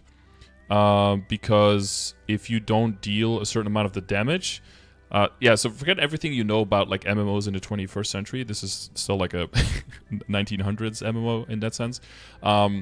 There's no like add-ons in this game like in WoW or something, right? There's very little like insight in what is actually going on. You can do what's called a battle analysis, and that kind of does like a crude measuring of which skill does how many lines of damage and hits how many times kind of thing. But that's like the most detailed you can get into the entire game, basically. So when you're bossing, and you've got this on here to display HP, you can kind of see who's almost dying, but MapleStory has pretty small maps, so you can always kind of see everyone and heal them if necessary and stuff like that, right? Or shell them as a bishop. That's not the hardest part. Excuse me. But when you're bossing, you'll also have a little circle next to your name. You may have seen it if you're bossing with other people. And that one shows how much of the total damage that's been dealt that you have done specifically. And if it's green, that means you've done more than 10%. You're fine. If it's blue, it means you're between 5 and 10%, which means you're fine for now, but you could, you're kind of close, because if you get below 5%, you get a red orb, orange orb. And that means that if the boss dies at that point, that you have not contributed enough and you don't get any drops. And so for bishop, there's like the dichotomy: if I support my team very well, but that goes at the expense of your own damage, you might get a better chance for clearing because you sacrificing a part of your damage but multiplying 5 people, more damage might actually be beneficial for the team's damage output. But now you're giving everyone a bigger percentage of the damage and yourself a lower percentage, you might put yourself below the 5% and actually make it so you don't get any drops. So all of that to say is that so because they don't look at like, hey, you're also adding like 40% final damage to every single party member, you're probably adding the most damage of everyone in the game as the bishop, but that doesn't get added at all. Only whatever you hit gets counted in that little orb. So, welcome to the 21st century. So it's very rudimentary in that regard. So, yeah, if you guys are just like chasing a kill and the goal is just to get the boss killed, sacrificing yourself as the bishop might be the way to go, right? But in general, that's a little bit of a, falling on the sword unnecessarily. And you probably want to focus more on your own damage and making sure that you can get to the finish line with, a blue or a green orb to make sure that you get the drops from the boss at the end as well. So all of that to say is they're pretty much like one set of equips. There's pretty much one straight line in what kind of stats you want from all the equips. And the one thing that is different between a lot of classes that you want as well is cooldown reduction on your hat. So there's a few specific stats that can only exist on few specific items. And again, here comes the comparative advantage again. Typically on the hat, everyone goes for stat because stat is damage and nothing else gives you direct damage. But there is a line which is cooldown reduction. And if you set a pretty high threshold for that, it can lower the cooldown of all the skills that you have, essentially. It lowers by seconds. So it's 1 or 2 seconds per line, and you have up to 3 lines of potential. So realistically, people will aim for like 3 to 4 seconds. 3 is pretty expensive, 4 is unaffordable for most people. Anything above 4 is ridiculous, basically, but those exist as well. But the math equation is just like, okay, if you can use this skill every 15 seconds, but now you can stripe 3 seconds off of it, you can use it every 12 seconds, is the amount of total damage increase or mobbing ease increase or something from going from 15 to 12 seconds, is that worth losing the 2 lines of stat, right? For some classes it will be, for other classes it won't be. Typically, if you have medium to short length cooldowns on your skills, and those skills are a significant portion of your damage output, then cooldown reduction will be worth it. You can imagine, right? Because then a large percentage of the skill's cooldown is being cut off, so you increase your total damage output by a larger percentage. But if you have like 1 minute and 2 minute skills, you know, in the cooldown, and you get 3 seconds off of it, that doesn't really make a big difference. So then you're sacrificing too much overall damage on all of your other skills and your continuous skills without cooldown by losing that stat and replacing it with cooldown reduction instead. Does that make sense? Yeah, it does. It definitely does. Yep. Okay. Yeah. Another big thing, but this is for everyone, is that on gloves you can get critical damage. And critical damage, mentioned in the beginning, right? You want critical rate. Why? Because so that critical damage can apply. Critical damage is pretty limited in where it can come from. And because of that, it's kind of like buff duration for everyone else. Like, you basically want all of it whenever you can get it. There's only a few classes that are exceptions. That's archers, who are very far into the game, and cadenas, because they get a whole lot of critical damage already, and because it's additive, you get diminishing returns a little bit earlier. But everyone else, it's kind of like buff duration for archmages. You just want to get all of it when you can. Yeah. Gotcha. Okay. We talked about stats quite a bit. The other thing that I wanted to talk about with stats is the traits, like the charm, ambition, empathy, insight, all that stuff. I have no idea what I'm doing with those. I don't even know how to level them up. So if you hover over the little boxes in the bottom where the hexagon is, you can see what they give when they level. So which one do you think is important for you? Well, buff duration, probably. So empathy's probably going to be pretty good. There you go. Let's see. Anything else? I mean, I'd like to have them all, but I mean, empathy, I think, is probably the biggest one for me. Yeah. So empathy is okay. That's glad you were paying attention. You got your notes. Yeah, empathy is very important for you. The other one that's important for everyone is insight. Ignore elemental resistance. There's probably like 90% of Maplers, if I ask people what that is, they won't know. It's kind of like an old thing that was in the game, and it's kind of overlooked and kind of not really given a lot of attention, but it still exists. Basically, all the bosses have armor, and they also have elemental resistance.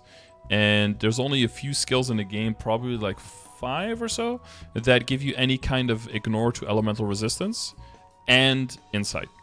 And basically, because there's not much else interfering with it, you don't get very much diminishing returns. And this is just another one of those multipliers, one of those stacks I mentioned in the beginning. There's like 15 of them or something that will give you like indirect final damage. So basically, if you get it to level 100, you get up to 5% ignore elemental resistance, which is 2.5% final damage increase. So all of your damage multiplied by 1.025 if you have it maxed. Which, if you're getting to the end game and every single upgrade is costing you like in the hundreds of billions, this is like a huge thing to work on if you don't have it by then.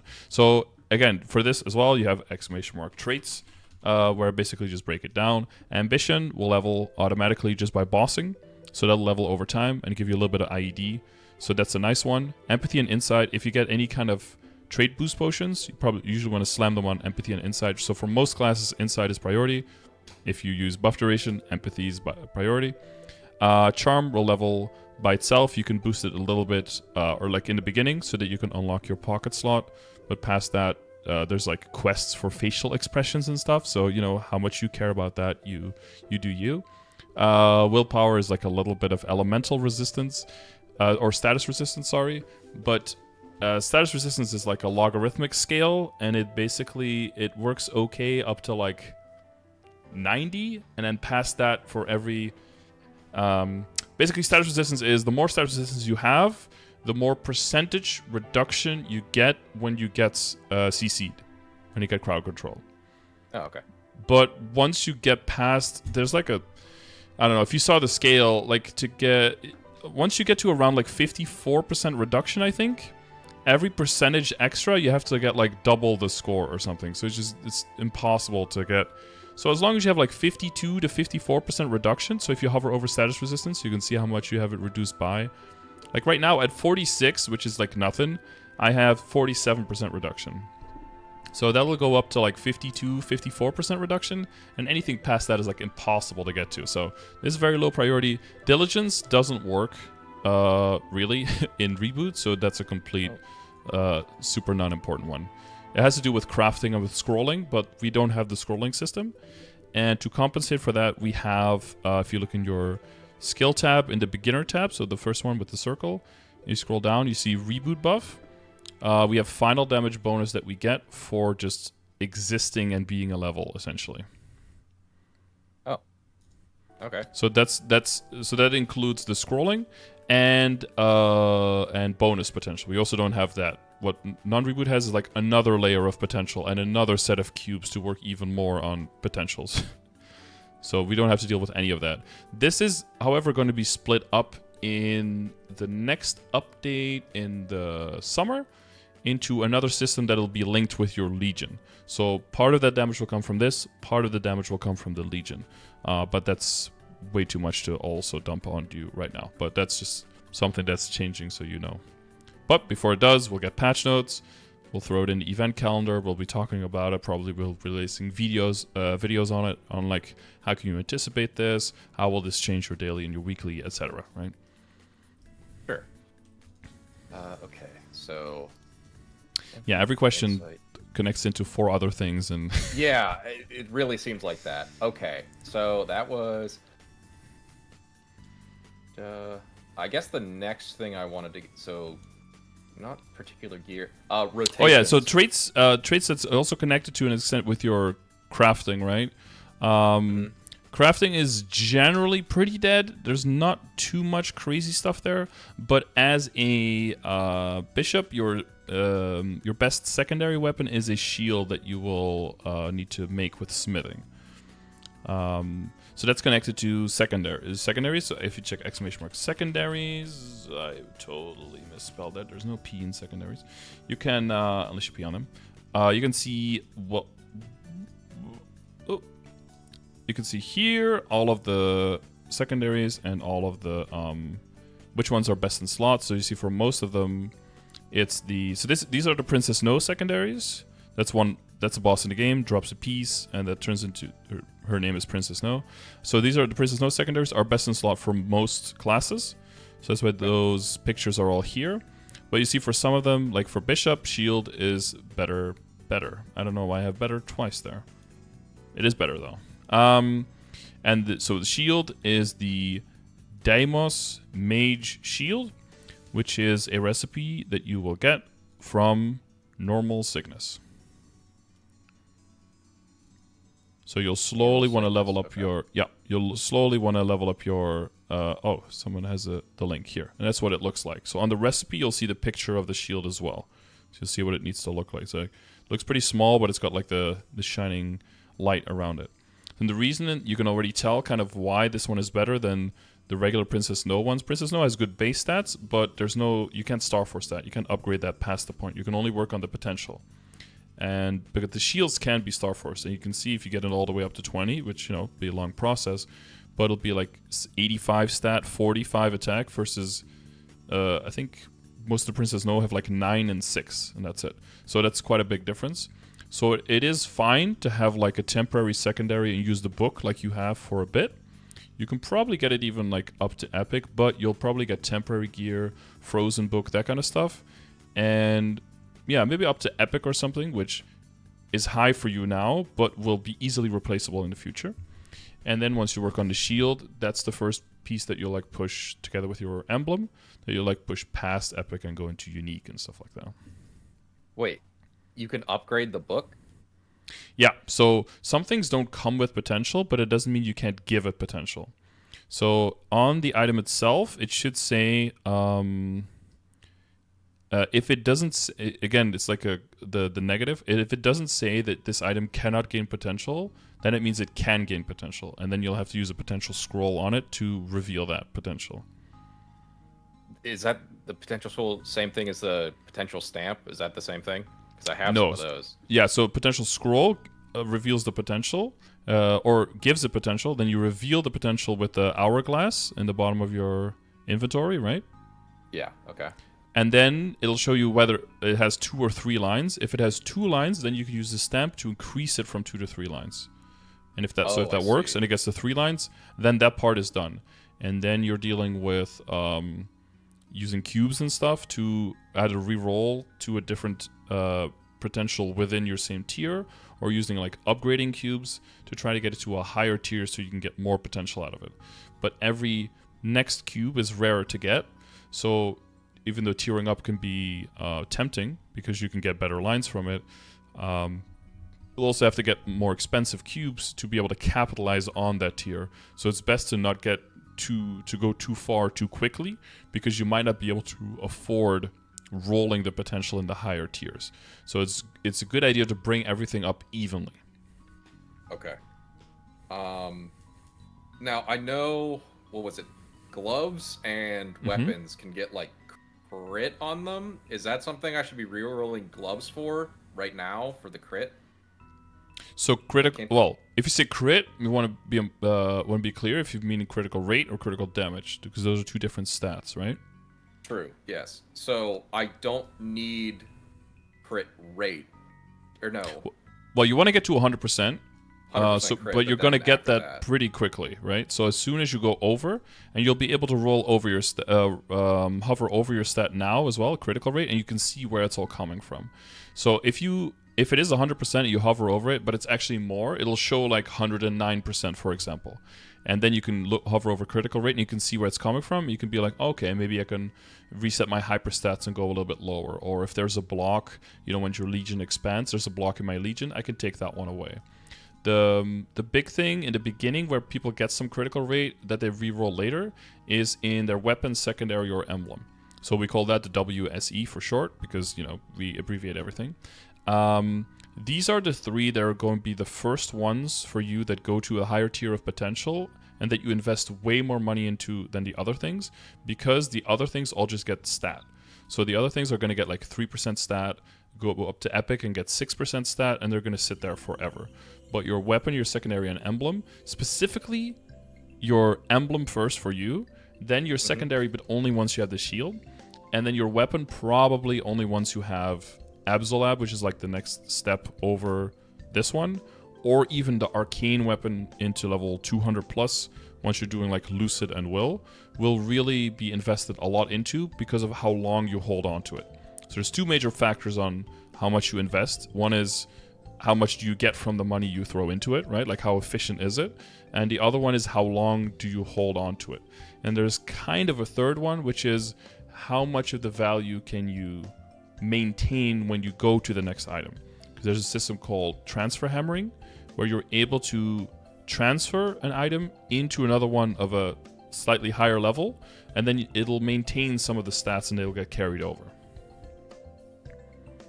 Okay. Do I have access? I obviously probably shouldn't use that now, right? I mean, when No. you unlock that stuff.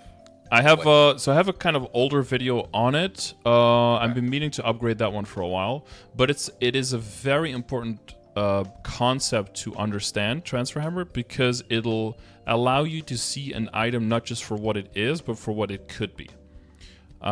Especially once you start thinking about star forcing past at this point past 15, there's a chance for your item to blow up and just to disappear. It'll become a trace, and the trace will maintain some of the qualities of the item, but you won't be able to equip that.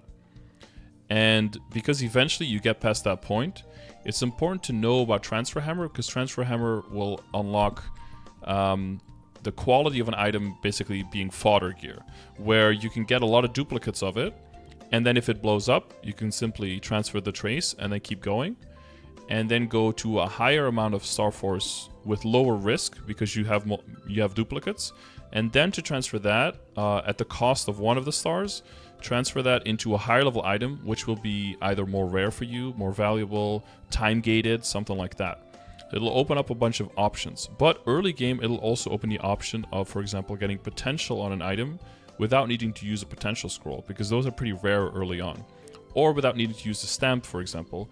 if you find an item and it has potential on it and it has 3 lines, and you have another item that's a similar type, you could give the item that you found 1 star, transfer hammer it over into the other one if it matches the level, and then the potential will transfer over, like the quality of the potential, and then that'll save you a scroll and stamps early on, which they're not very expensive once you're further into the game, or I have thousands of them, of course, because I've been playing for way too long. But early on in the game, all of the resources are pretty limited, and if you don't have to spend, you don't want to, right? Yeah. Okay.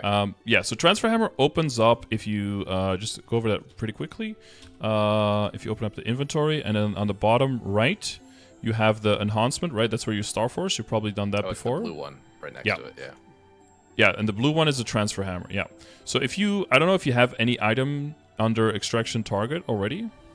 Yeah, I have a couple, but I don't... Yeah, so you could click it. As long as you don't click the green transfer button on the bottom, it won't transfer, but you'll be able to kind of see what it does. So if you can look at my screen, for example, like I've got a glove here, and I have 1 glove that I can get it to. You can set it so that it doesn't show you, there's a little box here on the bottom left, right? It only shows you items that you can transfer over. Other ones, they'll be like grayed out on the bottom. And then you could just see what your options are. So for example, I would transfer this, and then you can see what it'll become when it transfers. So you can see the amount of Star Force carries over -1, regardless of what it was here. If it was 0 here, it'll come out as 16. If it was 25 here, it'll still come out as 16, because this amount -1 is what this becomes. That's basically just the cost of the transfer. But you won't get like the stats that are on the item here, but the stats that this Star Force of item would have. So you lose a star, but you don't really lose a star worth of stats because you're going into a higher level item, and a higher level item gets more stats per star. Right? Sure, I think that makes sense. So you see like this one has plus 58. 1 star less might be like plus, I don't know, 39 or something. But this won't give you plus 39. It'll give plus 51, because that's what 16 stars on a level 16 item gives.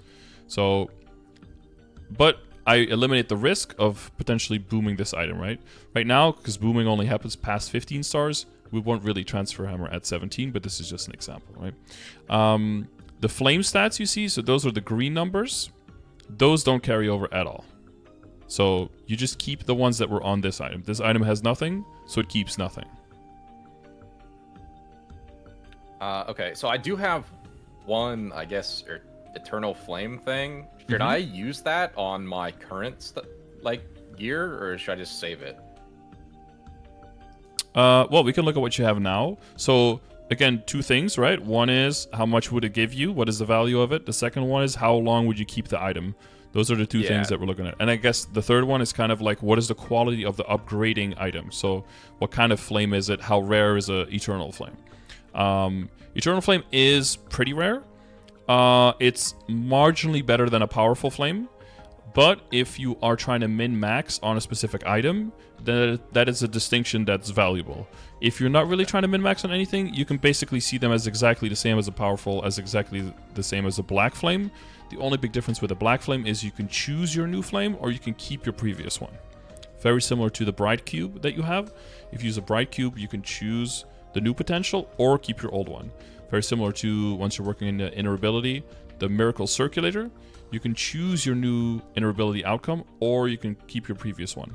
These are items that are very expensive, all of them, and pretty rare.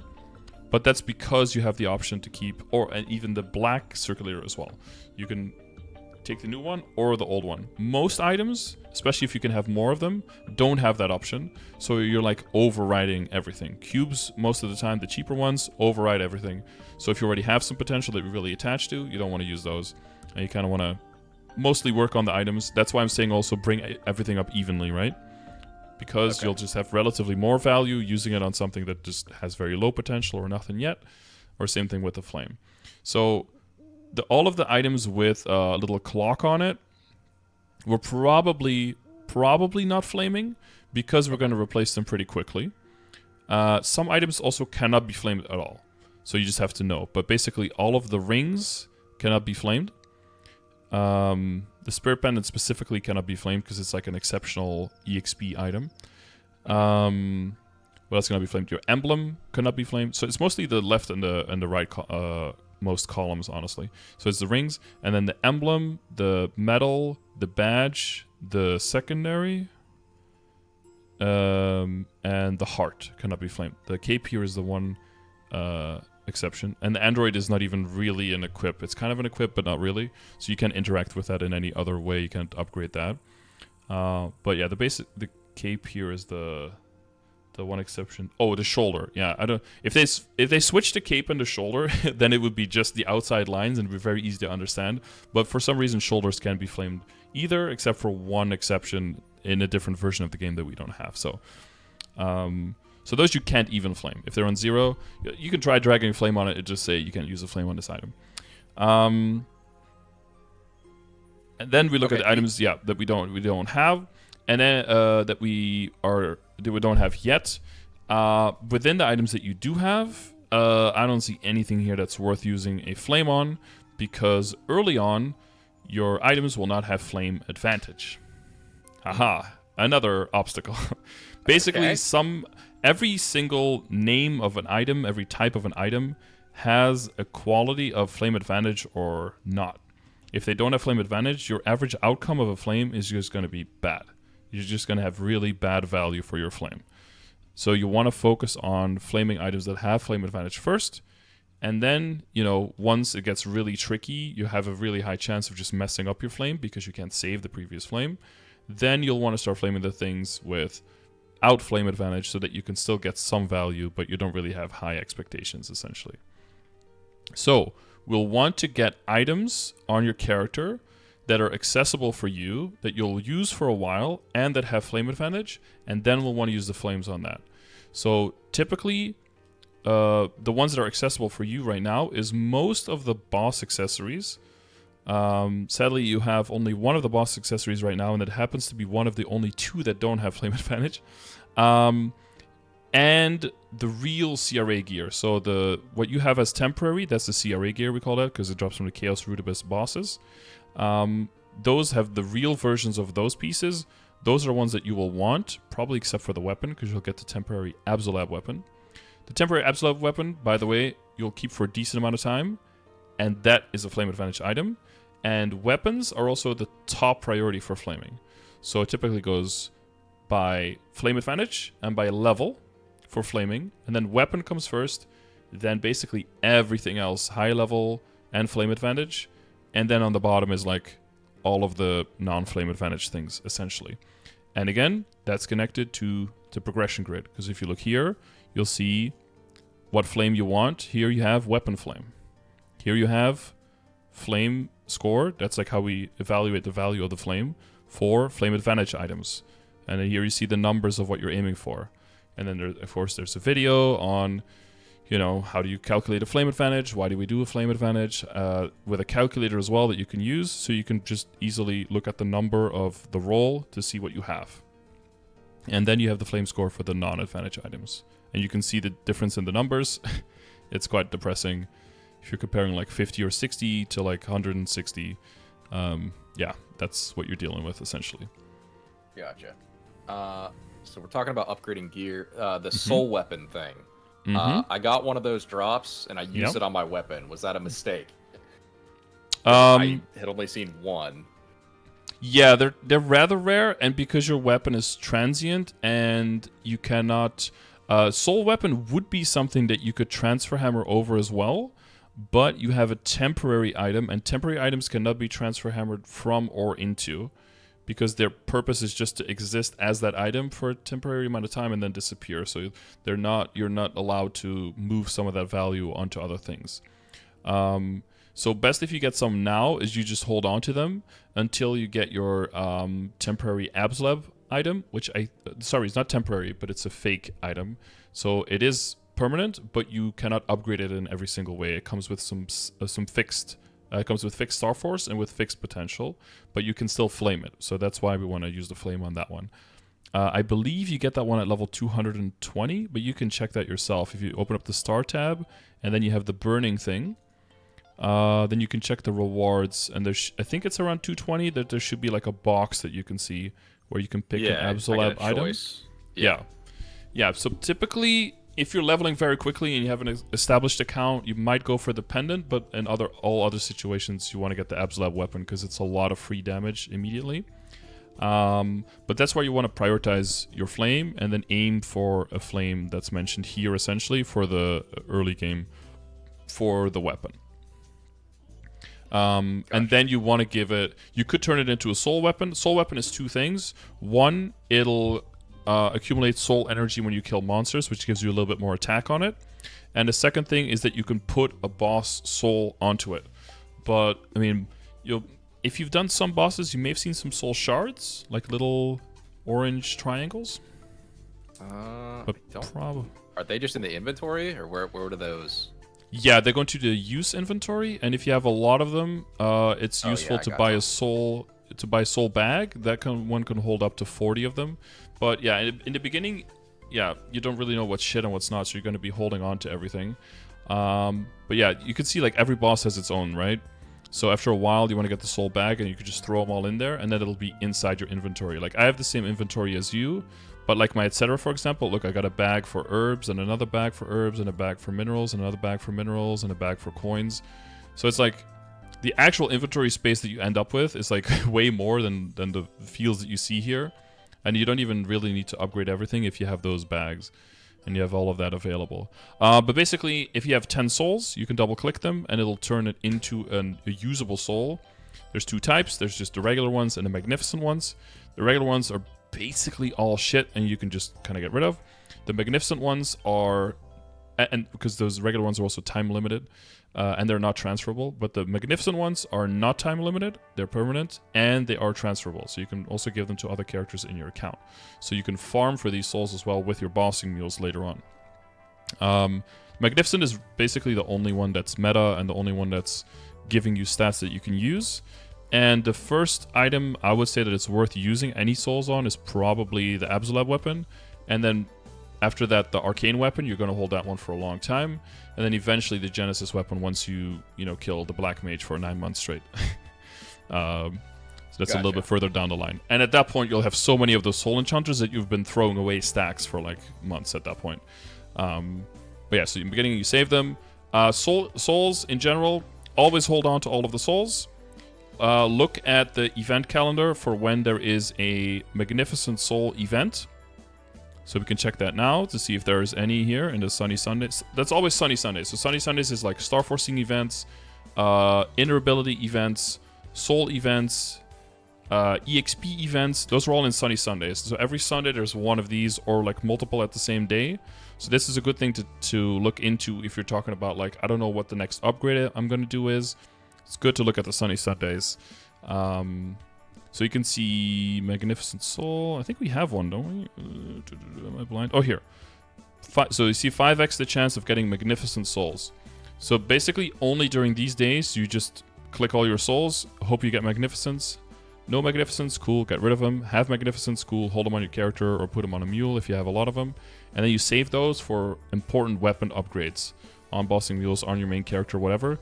Because they have... Again, they have random rolls as well. They can give good stats, but they can also give shitty ones. So you might need a few of them to give good ones. Many layers of RNG there. So there's a chance to get a shard. Then there's a chance to get a good soul from the shard. And then there's a chance to get the stat from the shard. But then different bosses are also in different tiers. And even their Magnificent Souls might not even be that good. So all of that is under ! souls as well. So you can check all of those, so you can see all of those stats. Basically, as the full wiki page does a very good job of explaining that, so that's connected there, essentially. Yeah, the other events you see here, so there's 3 different types of Star Forcing events. If you're very early game, this is the best one that you want, honestly, is the receive 2 stars for successful 10 Star Force enhancement or lower. So basically, all the way up until, and including 10, so going from 1 to 12 will basically cost you only half the money. This is really good and really cheap for beginner players and just to fund your mules a little bit, honestly. So that's a really good one for that. The other one is the 30% off for Star Forcing. This one is really good if you're working on getting 2 15 stars. but only get to 15 if you're going to go past 15 eventually.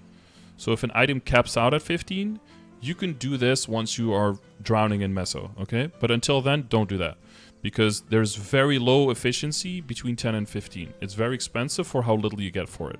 The only reason it's worth it is if you're going past 15, because then you start getting weapon and magic attack for every star, and then the value of every star goes up astronomically. And when you do that is with this event. 100% success rate when doing 5, 10, and 15. Honestly, this could just be 100% at 15 event, because the 5 and the 10 makes no sense anymore, right? There's no booming anymore below 15. There's no dropping in Star Force anymore below 15. So these first two are kind of just useless. It's all about this one. So if you're going past 15, instead of 30% chance of getting 15 to 16, it's 100% chance. So you don't have to safeguard, because it cannot boom, because it cannot fail. And every single time you fall back down, you are guaranteed to go back up. And this saves you an insane amount of money. Especially the first time you're going 15 to 17, you can imagine, because that's one of the two already for free, right? So all you have to hit is 16 to 17 one time, even with a safeguard if you don't want to lose the item. You spend like half of the money that you usually would, honestly, during this event, getting to 17. And then later, when you're going for higher Star Force, and when you're going for the fodder for transfer hammering, for example, on the rarer items, when you're going up to like 20 or 21 stars, which seems reasonable, but 30% per attempt, you're gonna need a lot of attempts. This event will save you an insane amount of money. This is also connected to a calculator, so you can check for yourself which one is better at which event and how much it's going to cost and how many booms you can expect, because we know these numbers, right? So you can see the difference here. Let's say I have CRA gear. Let's say I have it at 15 stars, right? Because I used the 30% off event and I left it at 15, and I want to get it to 17. You can say what type of item it is. It's just normal star catching. So again, this connects back to the upgrade room that I mentioned, right? If you have the upgrade room, you can always add this one. If you don't have the upgrade room, you do no star catching. Safeguard, so that is whether you care if it booms or not. So if you have a lot of backups, you typically don't safeguard. If you don't have a lot of backups, you safeguard. So in the beginning, you're going to be safeguarding, and then after a while, you're no longer going to be safeguarding. You can see if I do no event, it's going to roughly cost me like 900 million. If I use 30% off, it's going to roughly cost me 800 million. If you have the plus 2 stars, it's going to roughly cost you the same as the other item, right? As no event, because it doesn't work here. It only works up to 12. 10 to 12.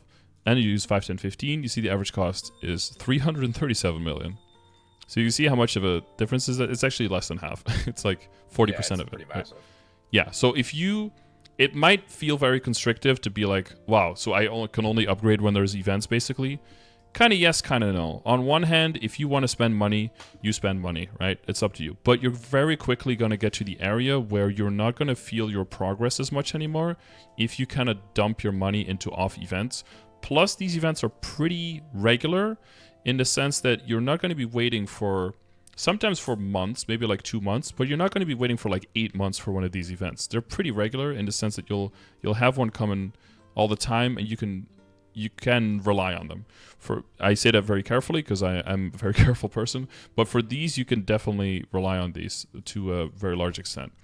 So what this basically means is that all of the money you make up to this event will get multiplied by a factor if you spend it on that event, right? If you make 10 bill and you do it off event, you have 10 bill worth of value going into it.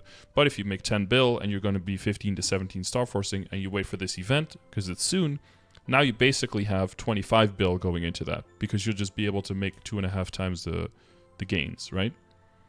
So that's how playing the events will be hugely in your favor. And the further you go, just to give an example, once you get to 17 and then the next jump you want to go to 19, let's say you want to get to 21, these upgrades start getting quite a bit more expensive. Once you get into level 200 gear, people now have level 250 gear. People go 22 or nothing with Safeguard, with even if you do a Star Catch. If you have Shining Star Force, that's a super special event. That's 30% off and 5, 10, 15 at the same time. That's where you get like crazy value for your money. Even in the best event, even in the best case, you're looking at like 42 bill here, but you see one unlucky guy here spent 300 bill because he had 24 booms, right? So the standard deviation is enormous. The further Wait, you get. that's 42 bill for one item? For one item, yeah, to get to 22, yeah. During a shining. So if you only use 5, 10, 15, we're looking at 53 here. And then you have the percentiles here as well. So you have like 75% chance of getting it within 70 bill. I've heard stories of like a person spending 220 and it boomed. It didn't end up getting there. So all of that money just, yeah. But these are people who make like 20 to 25 bill a week probably just from the boss crystals alone, without even like playing the game and mobbing. So that's like 10, yeah, that's like 8 to 10 weeks of their money that they've saved up for an item that also takes 10 weeks to get. So it's not super duper crazy, but compared to you now, it's fucking insane, right? But you'll grow into this, or you won't. But it goes step by step, and it's pretty well balanced. So if we're looking at this and we're looking at upgrading, the general main steps of like your milestones is going to be in the beginning, just getting Star Force on things, getting just like up to 10 or whatever is the highest that the item can get, just for free stat basically. Looking at your weapon secondary and emblem and making sure you're setting yourself up towards the best in slot there. And those are the first items that will go to epic, and probably also the first items that go to unique. And general rule of thumb, if you have rare or epic, you roll with mystical cubes, try to get 3 or 6% of your stat, and then just leave it there and move on to the next item, or to no other item if they all have it, right? If you go to unique, try to get at least your top line, your prime line, have those. So first, it's going to be weapon, secondary, and emblem. Try to have them be 9% weapon attack or magic attack, whichever you use. For you, that'll be magic attack. And then, if all three have that, see if you can get something useful maybe besides that. But again, this can already get pretty expensive, and then you might have to spend a lot of money to get back to your 9% magic attack, right? So that's like a maybe. That's more for like second, third, fourth characters, right? If you have a lot of bossing mules, you'll get a lot of free cubes as well, so you can put the bar a little bit higher on where you will settle. But then again, remember what I said in the beginning. Once you go to legendary, make sure that you've got enough money to back up being worthy of that upgrade, because just getting from unique to legendary is probably about 500 mil just for the rank up. And then you have to buy the more expensive cubes to roll in legendary. So you want to have the funds to at least roll 2 good lines, have 2 useful lines to the prime line, and the secondary or third line also being what you want. So either magic attack or IED, which for you won't really be an option because it'll be kind of a deadline for you. For other characters, it'll be more beneficial. Or bossing damage, which will be bigger chunks than attack, because attack will go up like 3, 6, 9, 12, but bossing damage will be like 30, 35, 40%. Again, because of the stacking and because of the reduced efficiency, there's way more sources of damage percent, so the numbers are higher. There's fewer sources of attack, numbers are lower, to kind of maintain the balance between the stats, essentially. Sure. Then the next big step after having the accessories up there is working on the drop and the meso gear that's mentioned here. Again, exclamation mark drop rate. It's got a really big breakdown of like everything that you're gonna want to look for, all of the numbers, how they matter, how they stack with other sources. It brings in familiars, it brings in alternate sources of drop rate, how you can stack them together, which ones you cannot stack together. Tries to generally link to stuff like flames as well.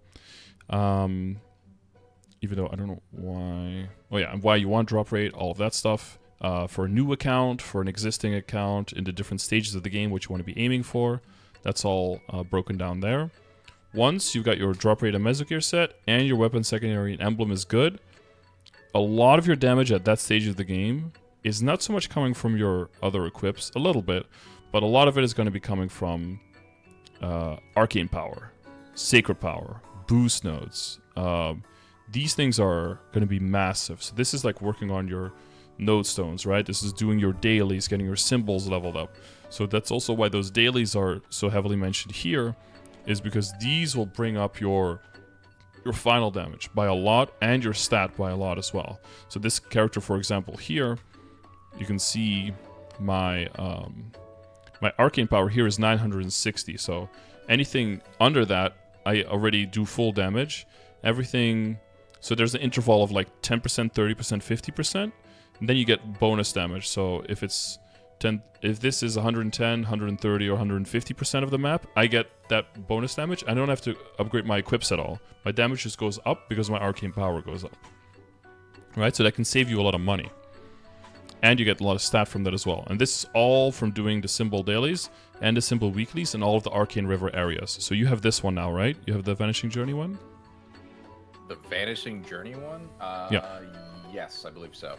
Yeah. So every 5 levels you go to a new area, but then, so at level 210 you'll get this one, 220, and then 225, 230, and 235. You'll have another area, another storyline, you'll get level 1 symbol, and then you'll have the dailies in the area. And then you'll also have the weekly quests in the area.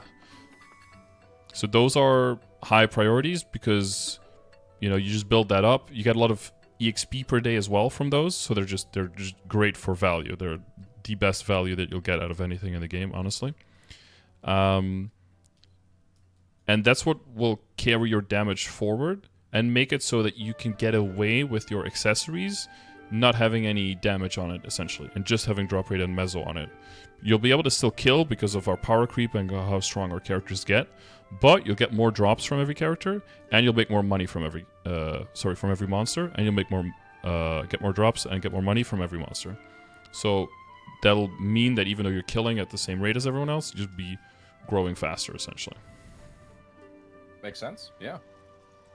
Yeah, then, because you need a drop rate to get backups, right? So we want those backups so that we can go back into star forcing and have lower risk. Basically, at this point is where the RNG of the game comes in. If you have a lot of backups for something, that means you can risk higher there.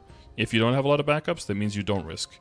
Up until that point, that basically means you pay extra money in the form of safeguarding so that you don't risk. So you spend a little bit of money to not need backups.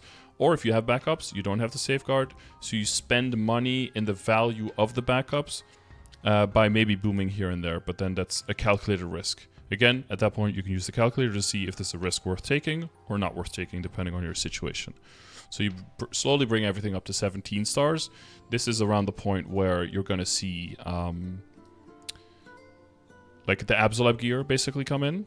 So you're killing like Lotus and Damien, Absolab gear. You might start thinking about like doing slime. You're doing Helgolix. Helix, very important.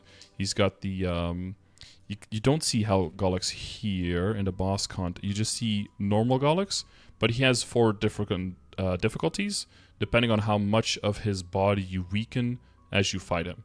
And as you weaken him less and he gets stronger, he'll drop higher value equips than these that you see here.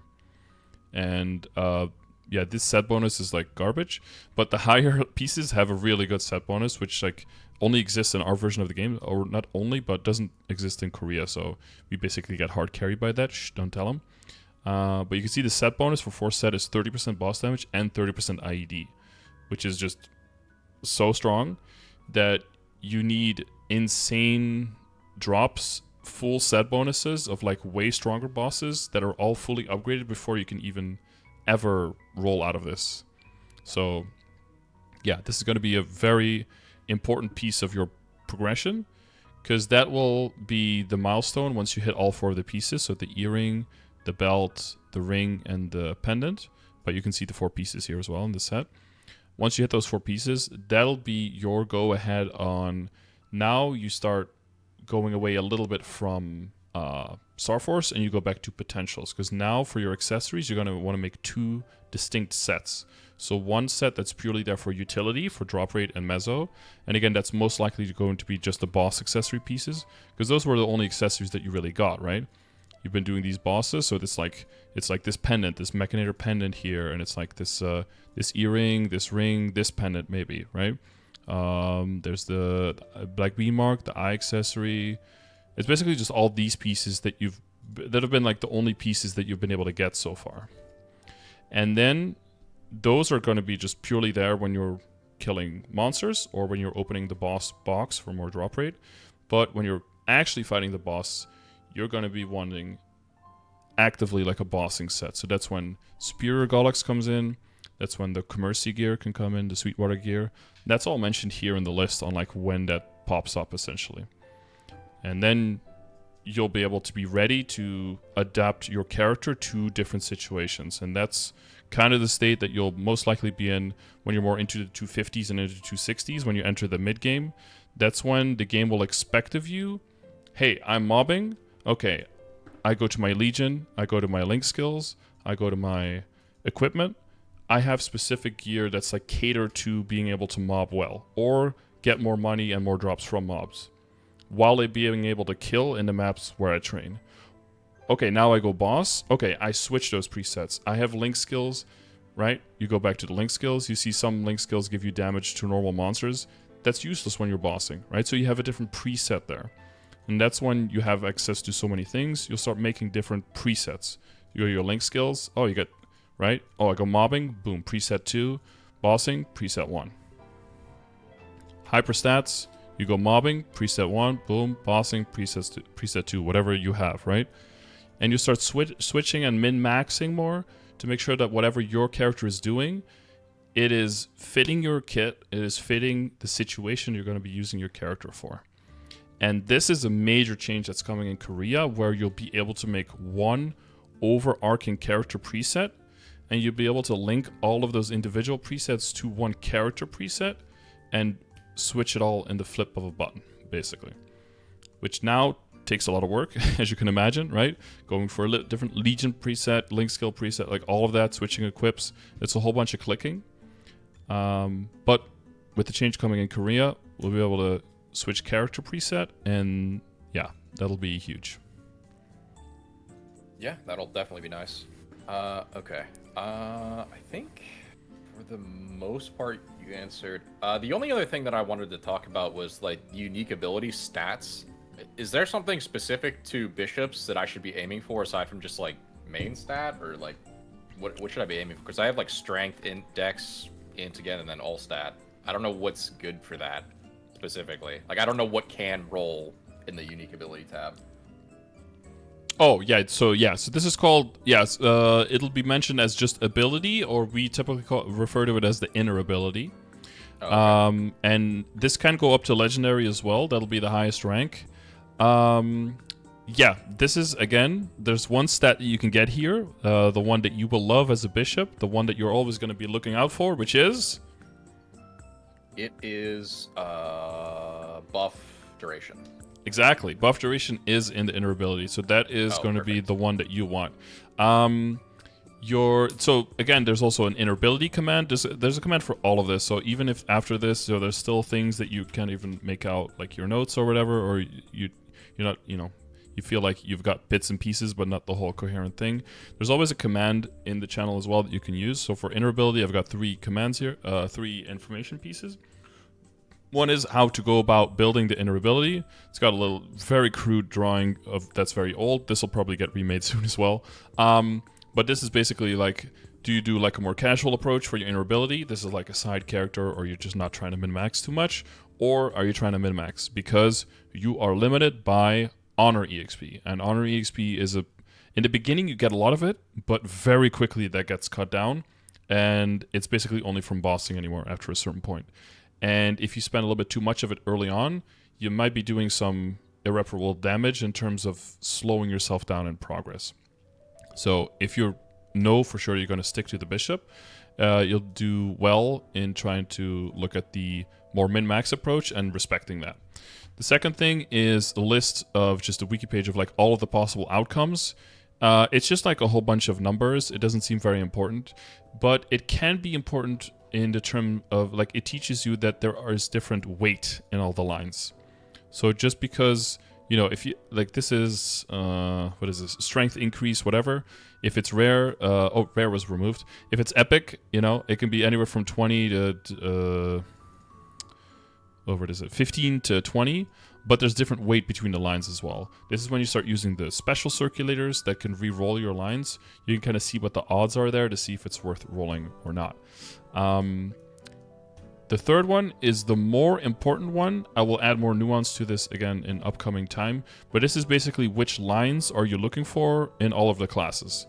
This is a link to what would give you the most damage and kicking in like the comparative advantage of all the possible lines and the outcome, right? What will help your character the most considering all the possible permutations of different combinations of stats, essentially. I will say some of these might be outdated because some of these are very close together, and an update to a character can sometimes shift the balance from one stat in favor of another one. And as a result, because there's 49 classes, I will totally admit that I may sometimes be a little bit out of date with all of that information, if they are that close. So for that, you can always double check. I have a link as well to the class Discords. There are, you're familiar with Discord, right? We were calling on Discord. Yes, you are. Yep. Every single class in MapleStory has like its own Discord where people who play the class way too much talk about, everything related that's specifically class related. So if you want to make sure you don't miss anything Bishop related, it'll all be in there. Usually they have a FAQ with a bunch of stuff to look out for, and there's a bunch of people who will be to some degree willing to answer your questions. If your questions are very basic, some Discords are a little bit more elitist than others. They might just ignore you or ban you. If they feel like everything you're asking is in the FAQ and you're just wasting their time, then some Discords are more forgiving than others. But it should, to a very large extent, overlap with this. So you'll see... Okay, so any interoperability stat that exists, you can find on any line, but you can never find on more than one line at a time, right? So you can't get buff duration top, middle, and third line. That's not possible, but you can get it on either line. The second line, the unique, it can be epic or unique. Unique is typically very close to legendary. So what we tend to do is we go for lines on the legendary prime line, the top line, that are unique there and that don't exist on the other ones, because there are some exceptions, but that's only for the top line. The second and third line are equal, so even though there's a 2 and a 3 there, they have exactly the same rates and they can be exactly the same things. So we tend to look for, and you see that in the approach here, is that you use your circulators. I've mentioned them a little bit before, but they are 14 million. You buy them in the cash shop. And you can choose the outcome of the circulator, or you can use the previous one. It's called Miracle Circulator, big blue ball with some yellow stuff around it. Can't miss it. It's a very good idea to use these to get your unique line that you want first, because typically the combination of your unique line, the best one you can get, again, you have the variance, so the best possible number, plus the unique legendary line. That combination is going to be 99% of the value of your interoperability, because a lot of times that last line is going to be super hard to get, because when you roll, you can lock lines when you're re-rolling, but the more you lock, the more expensive it gets. And even during the Sunny Sunday event where you have 50% off, it's extremely expensive to keep rolling, and there's a lot of variance in this. So what you're really trying to look for, your meat and potatoes, is unique, super important line that your character needs, and then the top line that complements that best, basically. So you see here, you have Bishop, boom, 38% buff duration, 1 attack speed. A lot of other characters have crit rate here. Now Bishop, why? You have very high crit rate, right? So any kind of damage or any kind of utility like drop rate or meso obtain would be very useful for you. But that third line, you can just ignore that until you're like late game, end game, essentially. But the attack speed is kind of optional. It's not super important. So if for the more temporary interoperability you hit like buff duration on the top line, like 48% or something, that would also be really good for you, because long infinity, and you got it cheap, essentially. That's always nice if you can save honor or EXP. Yeah, that's always nice. Or you didn't have to spend like billions on circulators. That's also a nice situation. Gotcha. Okay. Yeah. So this will most likely, remember the system I mentioned a little bit earlier, when you had the reboot passive, it's going to be split up in between reboot passive and new system that's coming, that is sharing with the Legion. So that's called the Legion Artifact. That is going to cover the final damage that we're losing on the reboot passive buff, but not in terms of flat damage, but in terms of a bunch of stats. So basically another pile of things that we have to account for and Tetris and puzzle together, because it's going to have like buff duration, Yay, good for you, right? It's going to have critical rate, not so useful for you, but critical rate is very useful for all of your other characters. So if you have other characters that need critical rate and inner ability right now, for you and for everyone watching at home, all 12 of you, be very careful about min-maxing your inner ability in the next, between now and the next 4 months, because you might be covering that critical rate with your Legion artifact system when it comes out in the summer, and have to redo your inner ability again after that. Plus, the other new thing that's coming is inner ability presets. Right now we only have one, and we have presets of almost everything else. They're also giving us inner ability presets, so you can have 3 separate ones. What does that mean specifically? Not much for the buildup of your inner ability, but it means a huge deal to the third line that I mentioned is really min-maxy and really expensive. You probably don't want to mess with that one, because it's going to be better to build up your honor EXP and then, again, separate out one for mobbing, one for bossing inner ability with the meat and potatoes of a good, solid, unique line and a legendary line that complements that. And then once you have those 2 or 3, depending on your character, might need multiple situations, then you have extra honor EXP left. Then you can wait for a Sunny Sunday, 50% off, and then try to roll something on the third line.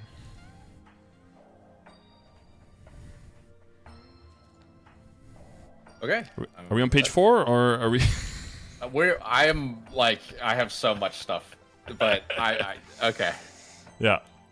So this is basically like all of my commands on my channel. I try to have them all be internally consistent with each other.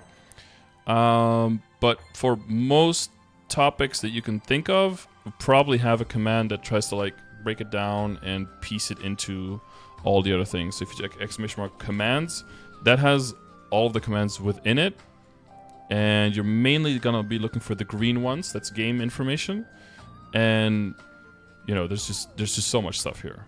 You know, like hyperburn. Like how do you prioritize your hyperburn? Inner ability, IED. We didn't even get into that. Like how is that calculated? IED is basically armor penetration to ignore the boss's armor. Essentially, that's how you want to see it, right? So the more you have armor penetration. And you know from other games, if you have too much armor penetration, that probably cuts into your damage, so that's not good. If you don't have enough armor penetration, your damage doesn't go through, that's not good, right? That's why there's that balance that we go for, and that's why there's that number here. And then higher level bosses have a higher armor pen, but you also get access to more, so there's just a number that comes from that. Why did I just open this here? No. I have a few tabs open right now. Oh, here. Legion, leveling, yeah. Liberation, that goes about your that's a personal thing for me. That's actually not that important. That's more like a stream related. No, I guess that's game related. Maintenance, that's if we have an announced maintenance, which is on which day of the week? Pop quiz. I bet you weren't expecting that. Maintenance is Wednesdays, I think. So close. I don't know. It's somewhere in here. Hold on, let me. It could be on Wednesdays. It could be on Wednesdays, yeah. But you have like the patches are on Wednesdays, and then the more maintenance and small patches and stuff is on Thursdays. But it could be, yeah. Some people call Wednesday maintenance as well because it's the game going down, you know. So partial credit, you know. Mesos, yeah, that's how I made my mesos. So that could be interesting to you, but it could be not at all. New to Reboot has a bunch of information, so basically has like a session like this one that I did with a new person, plus a link to a bunch of videos, plus some tips for new players, so that you'll probably see most of that in there is what we just went over today. Professions, we went over that a little bit, I think. Princess No, we went over that a little bit, right? The secondaries, Reboot, resets, reward points, rings. There's some class ones, but those are usually not mine. So I tend to make more system guides. So if you understand your class and you understand the system, then you can always put 2 and 2 together, basically, right? If you give more like class guides, then I have to make 49 guides, and there's going to be a lot of overlap and a lot of doubling up. And I'll probably eventually work to a system like that once I get like the website up and running. Hopefully this year that'll be a lot cleaner. But up until now, I'm trying to keep those a little bit separate. Super Giant Tour. Yeah, and a lot of it will just link back as well to these 2 big ones, right? The dailies and the progression are are kind of between the commands. Those are kind of like the meat and potato of my commands, where this keeps track of all the stats. These like link again to the commands that like build out the individual stat, and then the combination of the stat and the level allows you to see like what kind of content would be worth doing around your level, which I think is the big skeleton of the whole the whole operation. Yeah. Okay. Do you have VODs enabled? Yeah, I'll upload this as a video on YouTube as well. So this will go up probably, tonight I'll upload it, but probably by tomorrow it'll be on YouTube and everything. So you can also go back through it. And VODs are also enabled on Twitch as well, yeah. Okay, cool. Okay, I don't think I have any more questions for now. Honestly, I got so much info here that I'm like, I need to like go back through it and like redigest it, because... Well, probably first take a nap or something, let your brain kind of like get some oxygen, go for a walk maybe. You got pretty in depth there and about stuff that I had never even heard of, so that's, I mean, It's great dense, info. yeah. It's gonna help, but yeah, it's that was a lot. That was a lot of stuff. Yep. Okay. Cool. Yeah, there's a whole bunch of like specific things that we didn't get into yet, but they'll be like part of your progression and they'll come on your path later on. Yeah, hopefully they're like hinted at in the commands, right? Like a thing with the progression is as well, like you can look at like all of the numbers, but a lot of them just start at 0 and you like barely do anything with early on, right? So you can kind of ignore them for now, but you'll see that they'll become systems later on that become important. But as you have a foundation and understanding already of how some things work, it's like it's the building blocks. The starting is just difficult because it's such an old game and just a lot of it's just a lot of it going on, and there's some exceptions and some things that are not important. And why is this not colored? Oh yeah, and here on the bottom it's got a little bit the what's it called? Like this is kind of like an excerpt from the dailies on like which are the main milestones of like what you're going to be working on when you go to the next stage, essentially. Gotcha. Okay. Yep. Anything else? I don't think I have any more questions for now, so I think I am all good. I don't know if you have anything else last minute, but well, my voice is pretty much shot at this point as well, so I'm good with being yeah. I got quite a bit of being through it, yeah. to do. Yeah. Okay. Well, yeah, you got more specific things, but yeah, like I said, the commands will get you probably like 90 to 95% of the way there, and then the last 5%, you have a Discord, we got people in the chat that are active. The commands are always available through the chat, but you can also just bookmark them, of course. And then the class Discord is going to be a good extra resource for any individual class that you want to play. But yeah, between that, you should be able to find pretty much everything. My YouTube channel, and I stream every day, so you'll be able to reach me pretty easily if there's anything else. So, yeah. All right. Well, thank you for your time. Really appreciate it, man. Yeah, you're very welcome. A lot of stuff. So yeah, it was awesome. Okay. Alrighty. Well, I wish you good luck on everything, and I'll undoubtedly see your questions pop up in the chat every now and then. Yeah, of course. All right. Have a good one, man. All right. You too. Bye bye. All right. Starting MapleStory in 2024. There it is. That's going to be the new homepage video. If you got through this entire thing, congratulations.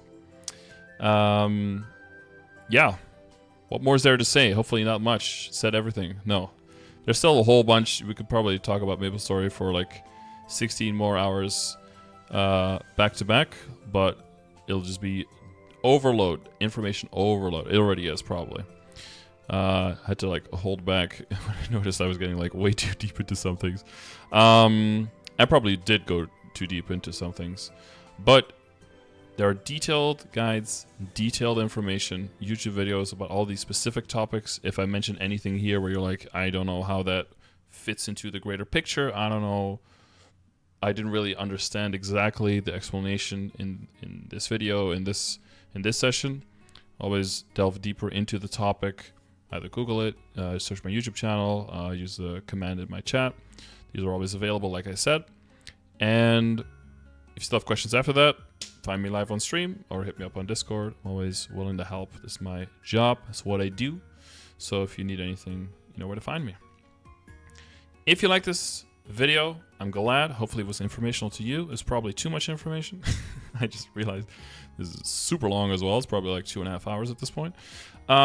If you want one of these sessions as well, you can check !coaching or check the description of the video.